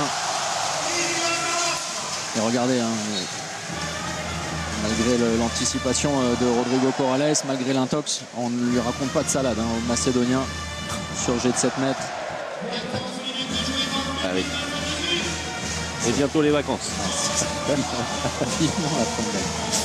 Nedim Remili auprès avec Michael Hansen, Sander Sagosen et une nouvelle fois Toft Hansen et Luka Karabatic au poste de pivot. Pas de gardien donc, la passe sautée. Oh, il se trompe Benoît. Il n'y a pas de gardien. Et là, ça avec passe. le rebond, c'est bien joué de la part de Nicolas Clerc. Et quelle erreur de Benoît Kounkoud. Incroyable, incompréhensible. Et c'est étonnant ce choix. Alors la passe sautée, Benoît Kounkout dispose d'un angle pas énorme mais assez important. Et là, il ne se met pas en l'air pour aller vers le but, mais pour servir son pivot, perte de balle. Et ensuite, très bon geste de Nicolas Clerc. S'il avait tenté un tir direct, franc, tendu, le ballon aurait été certainement contré ou intercepté. Et là, il fallait passer par le bas. Ouais, ça y est, la défense nantaise est au diapason du public du XXL. Et c'est un tir forcé au-dessus. Pas de gardien. La partie non. Qui est en train de tourner au cœur de cette seconde période. C'est étonnant. Alors, Sander Sagosen qui dispose d'une situation de tir idéale pour lui. Il ne maîtrise pas son tir, ça passe largement au-dessus. Attention, les Parisiens, les deux fois, disposent vraiment d'une bonne situation, mais balbutient quelque peu leur choix et leur tir. Alors, une nouvelle fois, on est obligé de faire le parallèle avec le match de la semaine dernière. Nantes, à ce moment-là du match, contrôlait les débats, mais est ensuite tombé sur Rodrigo Corrales, comme le fait Nicolas Tourna. Et derrière, la passe lumineuse et l'échec de Toft Hansen sur le poteau de Cyril Dumoulin. Et ça a été touché par Cyril Dumoulin, me semble-t-il. On voit l'arrêt de Corrales sur Nicolas Tourna. Troisième échec pour Nicolas Tourna et en face Henrik Toft Hansen. Oui.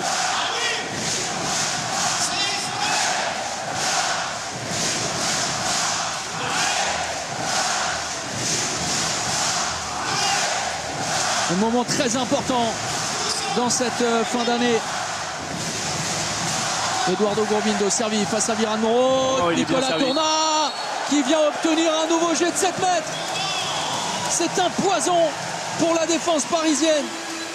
Et surtout, Thomas, les Nantais trouvent de plus en plus facilement, de mieux en mieux Nicolas Tourna, même s'il n'a pas toujours été efficace aujourd'hui. En tout cas, on rappelle que Nicolas Tourna est revenu il y a quelques jours, quelques semaines de blessure. Ceci expliquant peut-être cela. Eh bien, il obtient les 7 mètres, il obtient des situations. C'est un ballon de plus 3 dans les mains. Dans la main gauche de Kirill Lazarov et le retour de Thierry Omeyer dans les buts parisiens.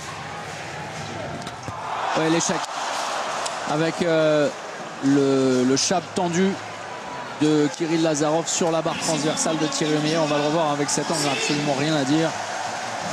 Thierry Omeyer qui n'avait pas bougé, il a déjà encaissé un chavala de Valero Rivera.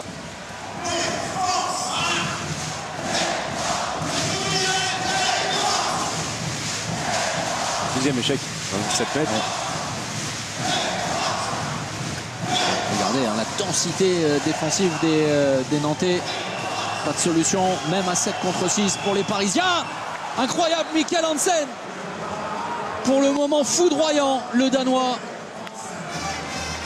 Autant au début de match, il a eu du mal à rentrer dans la partie. Autant la seconde période est impeccable. Ouais, 6 sur 8, meilleur buteur parisien désormais devant Nedim Remili. Changement de gardien de but. Arnaud Siffer et Cyril Dumoulin. Très mécontent. Attention parce que Arnaud Siffer est capable d'éteindre à lui tout seul la rencontre. On l'avait vu contre Dunkerque alors que Nantes était dans le dur. Oh, nouvel échec des Nantais sur la barre, Nicolas Tourna. Quatrième échec pour Nicolas, trouvé mais parfaitement par Olivier Gnocas. C'est systématique, les Nantais trouvent de mieux en mieux Nicolas Tourna.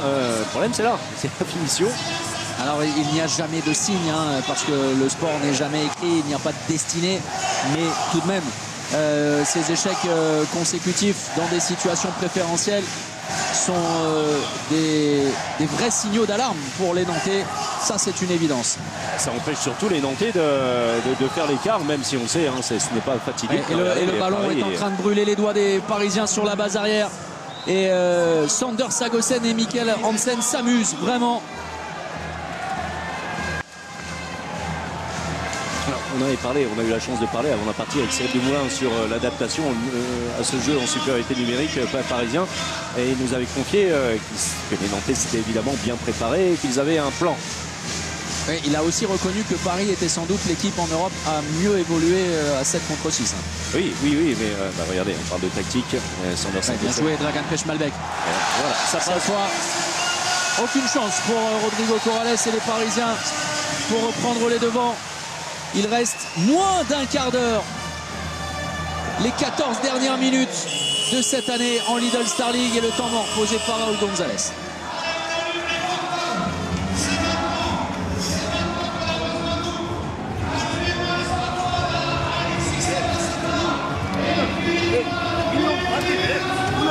Ils vont passer à le pivot.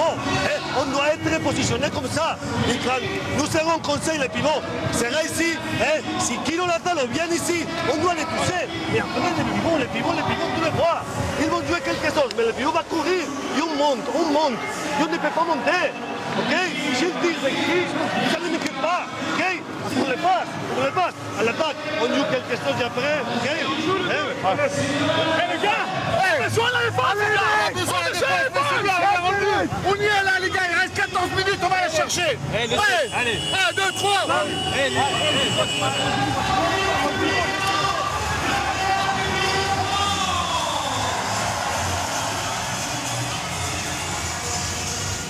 Et des adaptations défensives pour Raúl González après les largesses de la défense parisienne. Sur le poste de pivot, Nicolas Tourna a trouvé à plusieurs reprises. Nicolas Tourna remplacé et tout de suite Dragan Pechmalbek est trouvé, lui, marque. Et également en attaque, on a entendu Raúl González. Et lorsqu'il a parlé d'attaque, il s'est tout de suite retourné vers Michael Hansen. Étrangement, le même moment l'année dernière. Quasiment le même score. 22-21 et ça s'était terminé sur un match nul, on s'en souvient, dans d'autres circonstances. Oui, l'intervalle a été trouvé. 7 mètres, logique, la défense en zone. C'est sévère. Oui, ça c'est très sévère. C'est très sévère parce que c'est une fermeture en zone, rien de plus. Vous allez certainement le voir, Kirill Lazarov qui touche au niveau du torse, me semble-t-il, Michael Hansen. Alors, il est en zone, aucune contestation à ce niveau-là. Avec l'avant-bras. L'avant-bras sous les côtes. Bien vu. La première exclusion d'un Nantais. Oui. En revanche, ça n'est pas le premier duel pour Uwe Gensheimer face à un gardien nantais. Exceptionnel. Exceptionnel Gensheimer avec la roucoulette. Pour revenir à égalité 21 partout. Magnifique. Comme si vous y étiez. Le regard déterminé de l'Allemand. Et la sortie d'Arnaud Siffer pour évoluer à 6 joueurs de champ contre 6. Dragan Pechmalbek. Attention évidemment, côté nantais à ne pas perdre le ballon. Aux Parisiens d'en profiter et de défendre. La solution peut venir aussi de Rodrigo Corrales. Attention, ça tourne en rond. Nicolas Clerc qui avait fait la différence. Coup de sifflet un peu tôt au bout de Nicolas Clerc et le tiré anti. Le duel, le 1 contre 1, finalement c'est par Nicolas Clerc que les choses vont peut-être être trouvées. C'est trop difficile. Et pas de gardien, attention, Uwe Gensheimer l'a vu. Oh, avec le coup de poignet, Paris reprend l'avantage. 22-21. Après cette perte de ballon, on en parlait l'instant d'avant. D'un joueur comme David Balaguer, c'est étonnant. Regardez l'angle, comme si vous y étiez. Merci aux équipes de Fred Godard, avec un angle restreint, plus que restreint, alors que vous savez qu'il y a l'épée de Damoclès, votre but est vide et il n'en faut pas plus à Uwe Gensheimer. Oui, pareil, la prise de position énorme de Dragan Pechmalbek et le service d'Eduardo Gurbindo. Les Parisiens et les Nantais se rendent coup pour coup dans ce All XXL. Encore une fois, le jeu en supériorité numérique. Ce sera un 7 mètres obtenu par Luka Karabatic. Je ne vois pas encore le plan dont nous parlait Cyril Dumoulin pour contrer le jeu en supériorité numérique. Alors Thierry Rantil disait au micro de Xavier Hamel avant la partie, jouer contre 6 Parisiens c'est très compliqué, jouer contre 7 Parisiens c'est pratiquement impossible. Malgré tout, cette situation il ne faut pas la subir. Plus facile à dire. Là c'était une double supériorité numérique parce qu'il y avait l'exclusion pour 2 minutes qui a pris fin et l'évolution à 7 joueurs de champ côté Paris. Uwe Gensheimer avec le retour de Cyril Dumoulin. Oh, la variation et le tir laser supersonique d'Uwe Gensheimer. C'est le répertoire de Gensheimer qui est en train de passer au 7 mètres. Alors il y a encore le gros coup lob. Il affectionne le lob à un moment ou un autre. Elle l'a fait tout à l'heure dans le jeu. Alors on en plaisante, j'espère que Thierry Ranti n'en plaisantera pas à la fin de la partie, ça peut être comme une grande différence. Weggensheimer au 7 mètres impeccable, alors que combien 2 7 mètres ont été manqués, 3 7 mètres. Et notamment le dernier sur la barre transversale de Thierry Omeyer. Gourbindo, Olivier Gnocas dans le duel, il a gagné, mais derrière l'arrêt de Rodrigo Corrales, attention à ses échecs dans des situations préférentielles. Weggensheimer préfère. Et toujours cette volonté de punir les Nantais à 7 contre 6.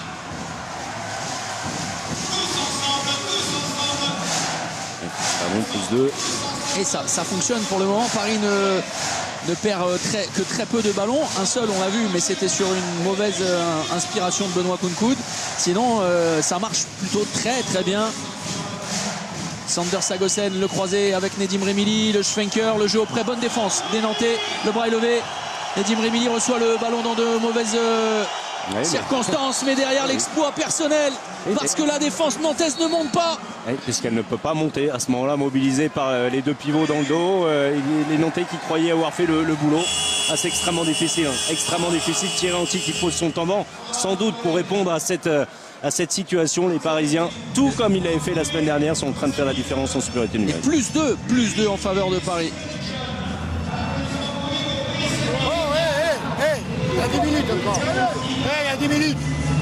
On va pas toujours répéter la même chose, merde. Quand ce qu'on a dit, le joueur central, avec ballon, comment on peut les laisser? Il faut sortir sur lui quand il a la balle. D'accord? Dans le mouvement, ok, on est placé. Dès qu'ils gardent la balle, ils vont tirer, putain. Plein centre. Ils sont tous des super tirs. Il faut sortir. Ça en fait 4 comme ça. On attaque, Nicolas. On attaque. C'est bien, mais il faut faire vivre le ballon un peu plus. Et maintenant, il faut mettre un peu de folie là dans le jeu. Et on s'applique à la finition. Allez, on y va. Allez, on peut encore le faire là. Allez, tous.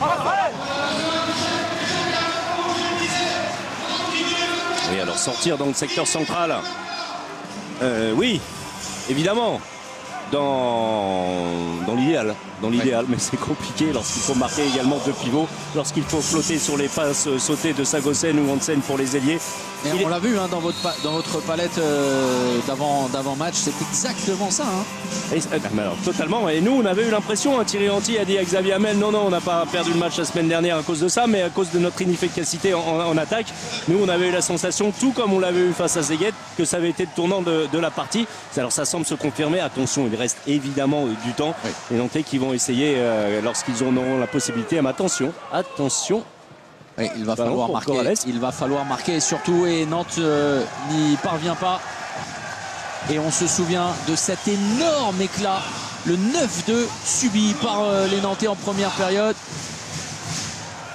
Rodrigo Corrales qui s'est un petit peu blessé au cou sur cette action. Ouais. Et il va rester en bout de banc. Et toujours ce 7 contre 6. Orchestré de manière admirable par les Parisiens. Par Sagosen, Hansen, Remili et consorts, avec l'utilisation des 2 pivots. Les ballons conservés par les Parisiens aux grandes dames des Nantais. Oui, les Nantais considéraient que le ballon aurait pu être joué. Petite faute sur le bras de Nedim Remili. Et toujours ce même départ d'action, Thomas, vous parliez de la palette, mais c'est exactement ça. Le croisé demi-centre à gauche, l'arrière gauche va chercher Nedim Remili de l'autre côté. Et puis on varie. Oui, Benoît Kounkoud avec beaucoup d'intention vers le but. Et pas de gardien. On Nantais d'en profiter. Incroyable. Les Nantais qui vont commencer à cogiter sur ces échecs terribles pour le moral. Le visage défait de Nicolas Clerc, c'est terrible vraiment. C'était la trajectoire qu'il fallait passer un petit peu au-dessus du retour des Parisiens. Elle était parfaite, sauf que malheureusement elle ne trouve que le poteau. L'arrêt d'Arnaud Siffer à l'origine de cette action. Vous vous souvenez de mes propos, il n'y a pas vraiment de signe. Mais tout de même, là vraiment, c'est fâcheux en tout cas pour les Nantais, aux Parisiens d'en profiter.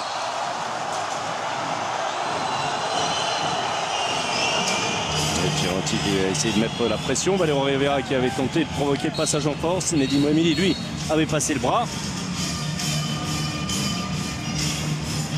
Et le public, là, prostré quelque peu par ces échecs consécutifs. Le retour éventuel de Romain Lagarde.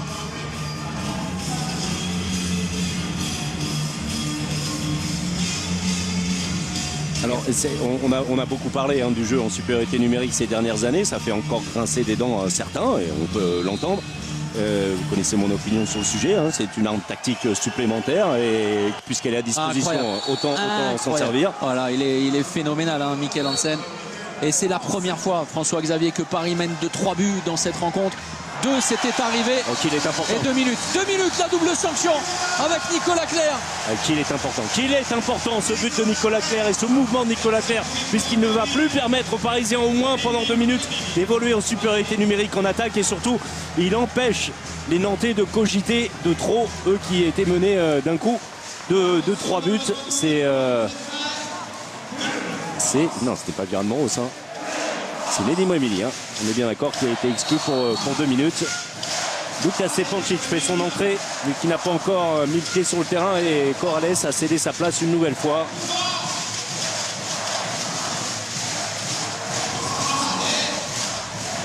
C'est quand même qu'on aime ou qu'on n'aime pas, c'est une grosse évolution du jeu. Sincèrement, lorsqu'on voit certaines équipes utiliser cette supériorité numérique de manière remarquable, on se dit que ce serait dommage de ne pas s'en servir. Le bras ne va pas tarder à se lever avec Lukas Stepancic qui tente de contourner la défense proposée par Roquefelio. Mikkel Hansen hors secteur. Oh, incroyable, bousculé sur le reculoir. Oh, attention, 2 minutes pour Roquefelio, le but n'est pas accordé, la tentative de Pechmalbeck, et 2 minutes pour Roquefelio. Et un crime de lèse-majesté d'avoir fait sauter le bandeau sur la tête couronnée de Mikkel Hansen. Roquefelio coupable là-dessus. Il va rejoindre ses partenaires sur le banc pour 2 minutes. Le but n'est donc pas accordé. Et à nouveau 3 buts d'avance, 26-23. Ne faites pas attention à ce score. On a des gros problèmes de réseau. On va vous faire l'horloge parlante. Et superbe! Kirill Lazarov, le 24e but nantais.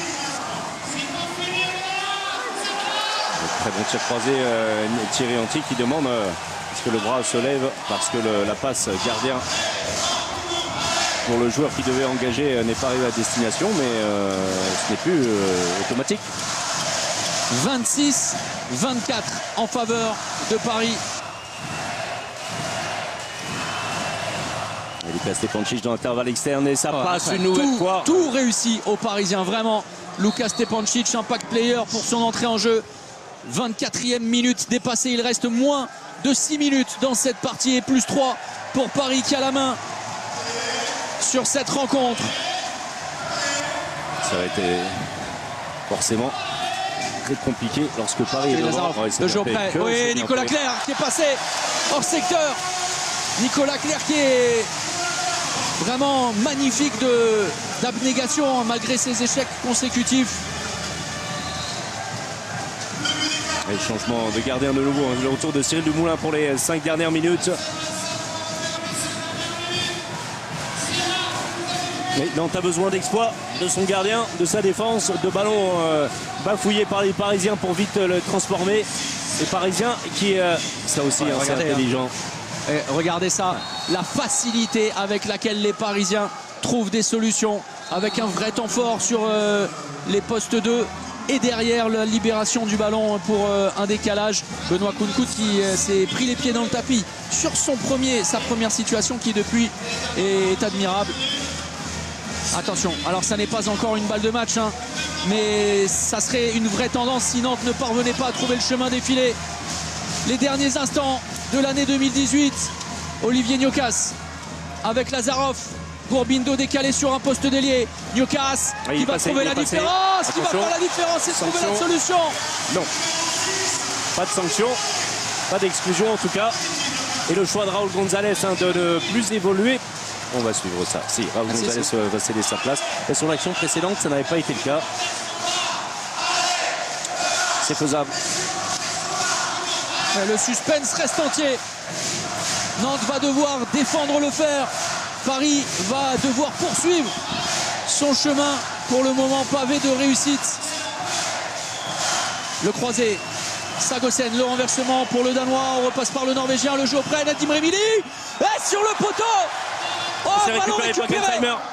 Mais finalement par les Nantais, et si la chance avait tourné à droite, la solution.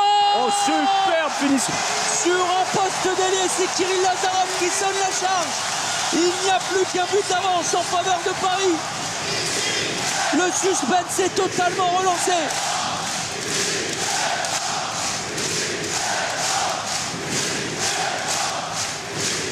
Alors bien malin, celui qui trouvera l'issue de cette rencontre. Impossible à prévoir. Attention, coup de sifflet pour essuyer le terrain. Alors ça ne va pas forcément plaire aux Nantais. C'est même, Thierry Henry est suffisamment habitué au match et à savoir à quel moment on peut mettre la pression. Le public était debout, c'était parti, Nantes revenait à un but. Et alors que ça se passe à l'opposé du ballon, monsieur l'arbitre demande un arrêt de jeu pour qu'on essuie le terrain. Alors évidemment, il faut... Pour essuyer le terrain dans la zone. Oui. Voilà, pas dans un endroit très particulier. Michael Hansen. Oh, incroyable! Le coup de fusil du Danois. Cyril Dumoulin pétrifié n'a pas esquissé le moindre geste. Et Nantes retourne au combat. Fin de partie respirable. Et le temps mort, le dernier dans cette rencontre en faveur de Nantes, posé par Thierry Henry.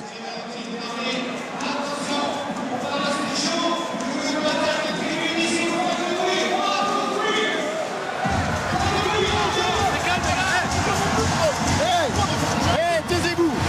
Nicolas, Valero, Olivier, Nicolas Tourna ici, Dragan, on joue 7 contre 6, Kirill, on va jouer Gourbi Bala, on joue le glissement, on joue le glissement. Gauche extérieurement, avec Olivier, avec Nico. Allez les gars, allez profitez. On y va, ça c'est la fille là, jusqu'au bout. Allez tous.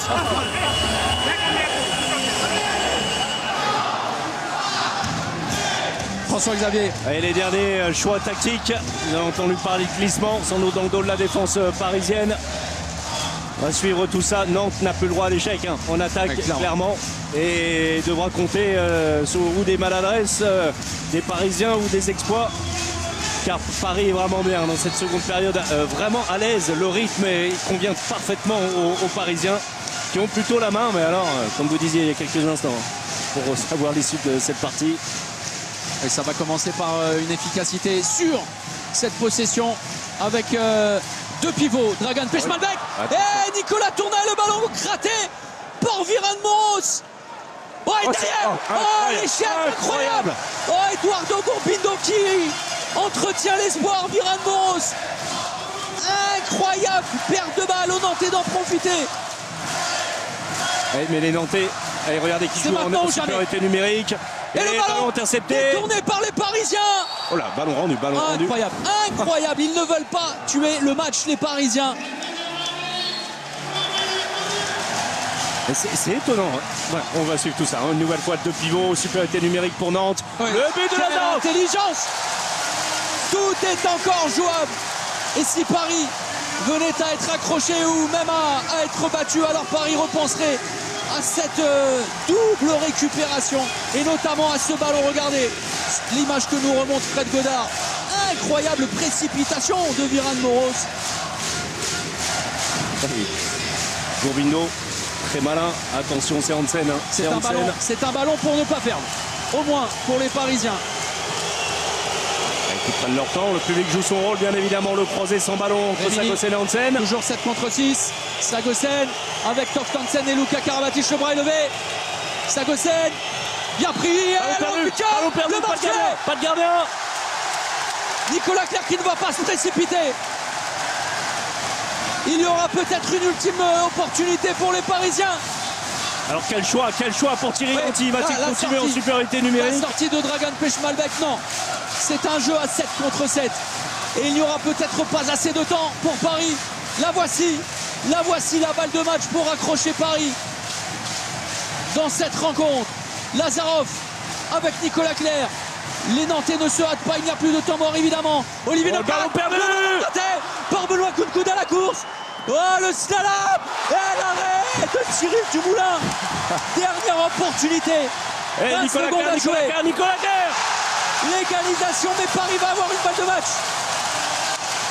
Les 10 dernières secondes et le temps mort posé par Raúl González. Cette fin de match, cette fin d'année est surnaturelle. Allez, un petit bonbon au miel, on écoute le temps mort de Raúl González. 9 secondes, hein, pour être précis, non, 13 secondes. 13 secondes à disputer, on écoute le technicien installé. Miguel, le plus important, le résultat, entre moi. Ok. Faites attention. Ouvre ici, ouvre, et après tu dois censer. Ok, ils ne vont pas savoir qu'est-ce qu'il se passera. Alors, ouvre, ils sentent. Ok, et on a la bourre. Ils sont 5 contre 6. Mais tu dois censer, ok. Et après, si on ne peut pas tirer, tranquille. Le résultat est tout bon. Ok, match nul.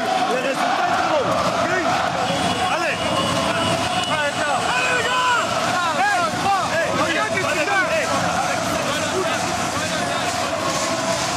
On l'a entendu, hein, François-Xavier, dans les propos de Raúl González.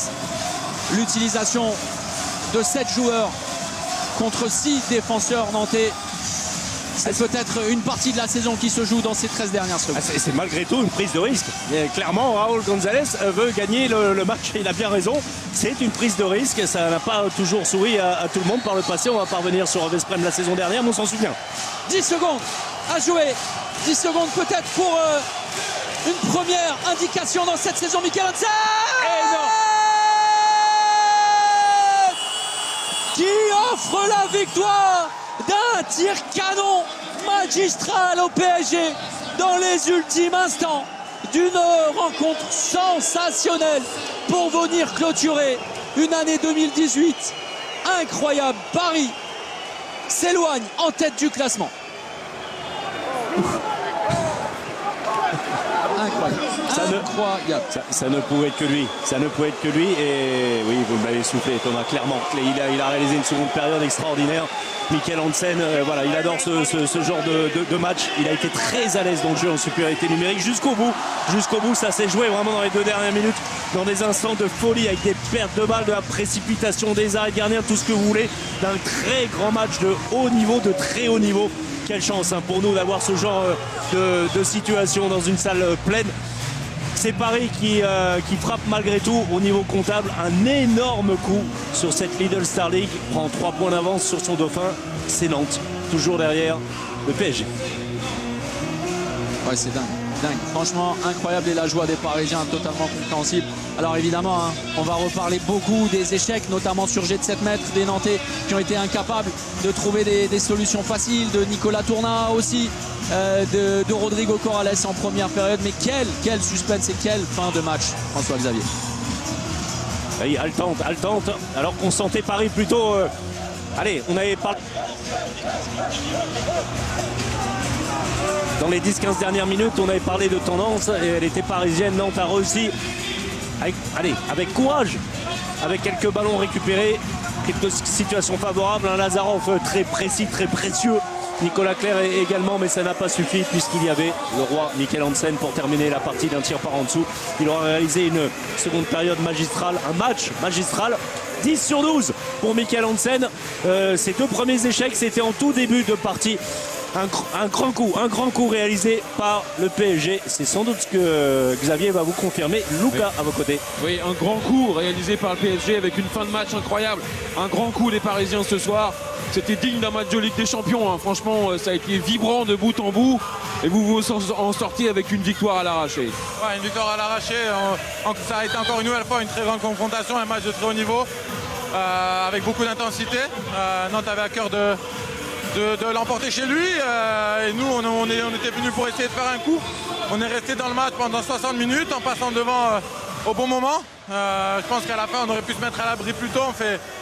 On fait deux bêtises qu'il faudra qu'on évite dans l'avenir. Mais malgré ça, on a réussi encore à gagner ce match. Donc c'est énorme avec vraiment un Mickey qui nous a fait énormément de bien en deuxième. Avec aussi notre jeu à 5 contre 6 qui leur a posé beaucoup de soucis. c'est vraiment un grand match de notre part. On est très heureux maintenant, comme on disait à la fin du match entre nous, on n'est qu'à la moitié du championnat et la saison sera encore longue, mais c'est très bien d'être venu gagner ici. Et justement, ce jeu à 7, là, ça a fait la différence en seconde période. Ça devient une vraie force pour Paris. Ouais, c'est une arme en plus dans notre jeu. On a aussi fait de bonnes choses à 6 contre 6.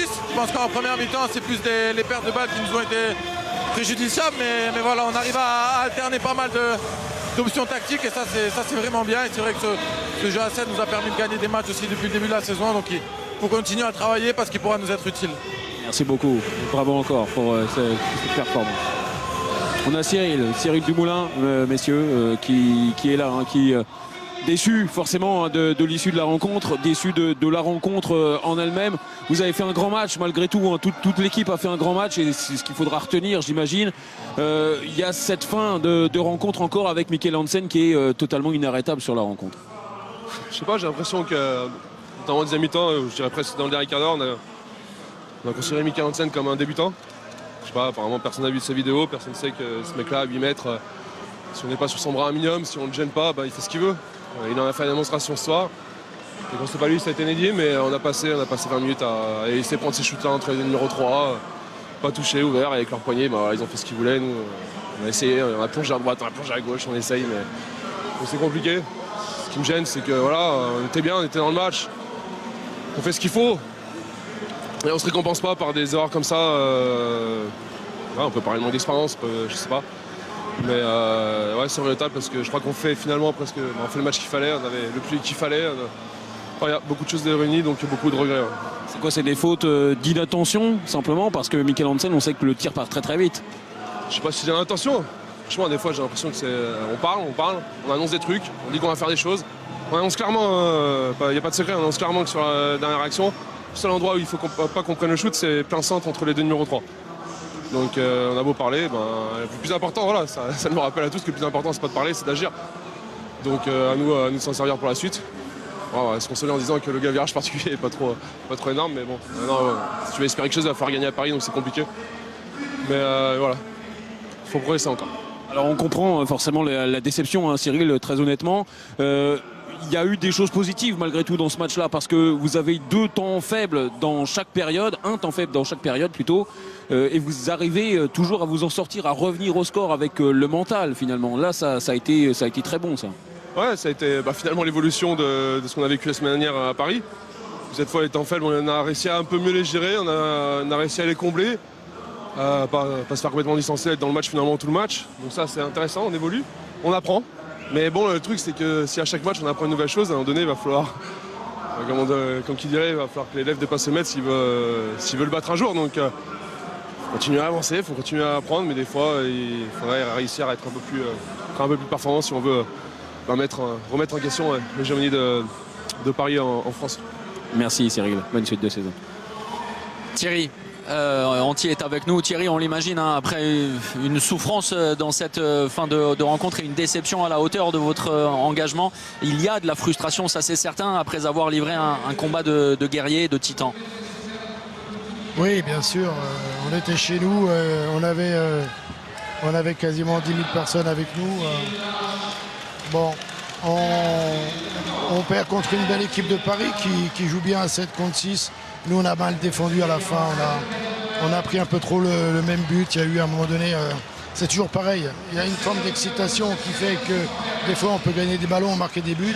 Mais des fois, ça nous fait perdre beaucoup de lucidité dans les consignes, aussi bien offensives que défensives. Et voilà. Et bon, en deuxième mi-temps, je pense que on aurait dû prendre moins de buts.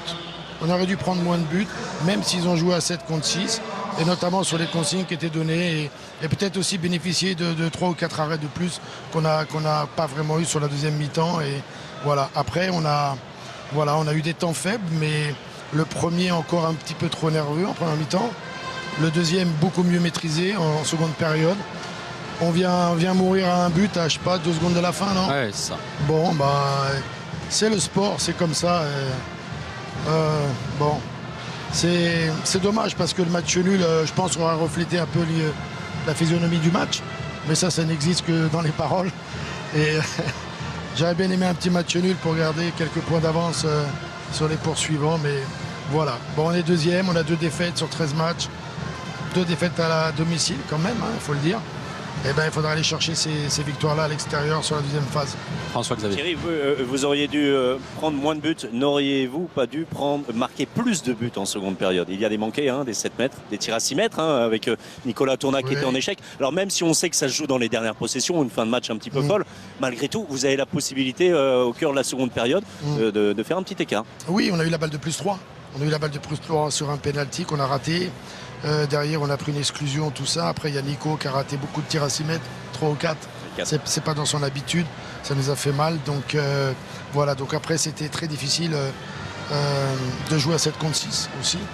Et voilà, on a essayé 1 ou 2 fois, mais c'est pas tellement le problème. C'est vrai qu'on a essayé de créer des occasions relativement franches même, sur des débordements et autres.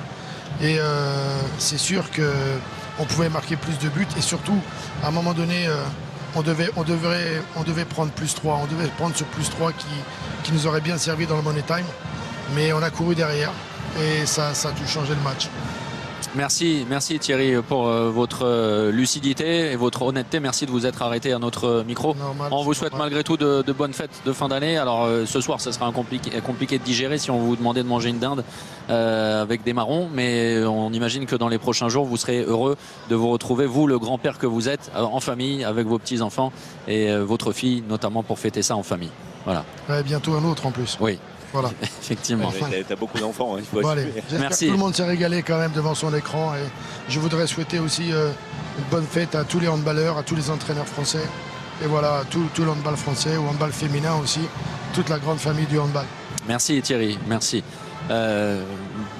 Thierry, le boss de cette master que va rejoindre Raúl González. C'était l'objet d'une discussion. On va, avant de recevoir l'homme du match, le MVP, vous présenter. Il est en train de se faire équiper, Mikkel Hansen. Les tableaux complets et les résultats donc de cette dernière journée de l'année 2018 avec la victoire à l'extérieur donc de Paris que vous venez de vivre.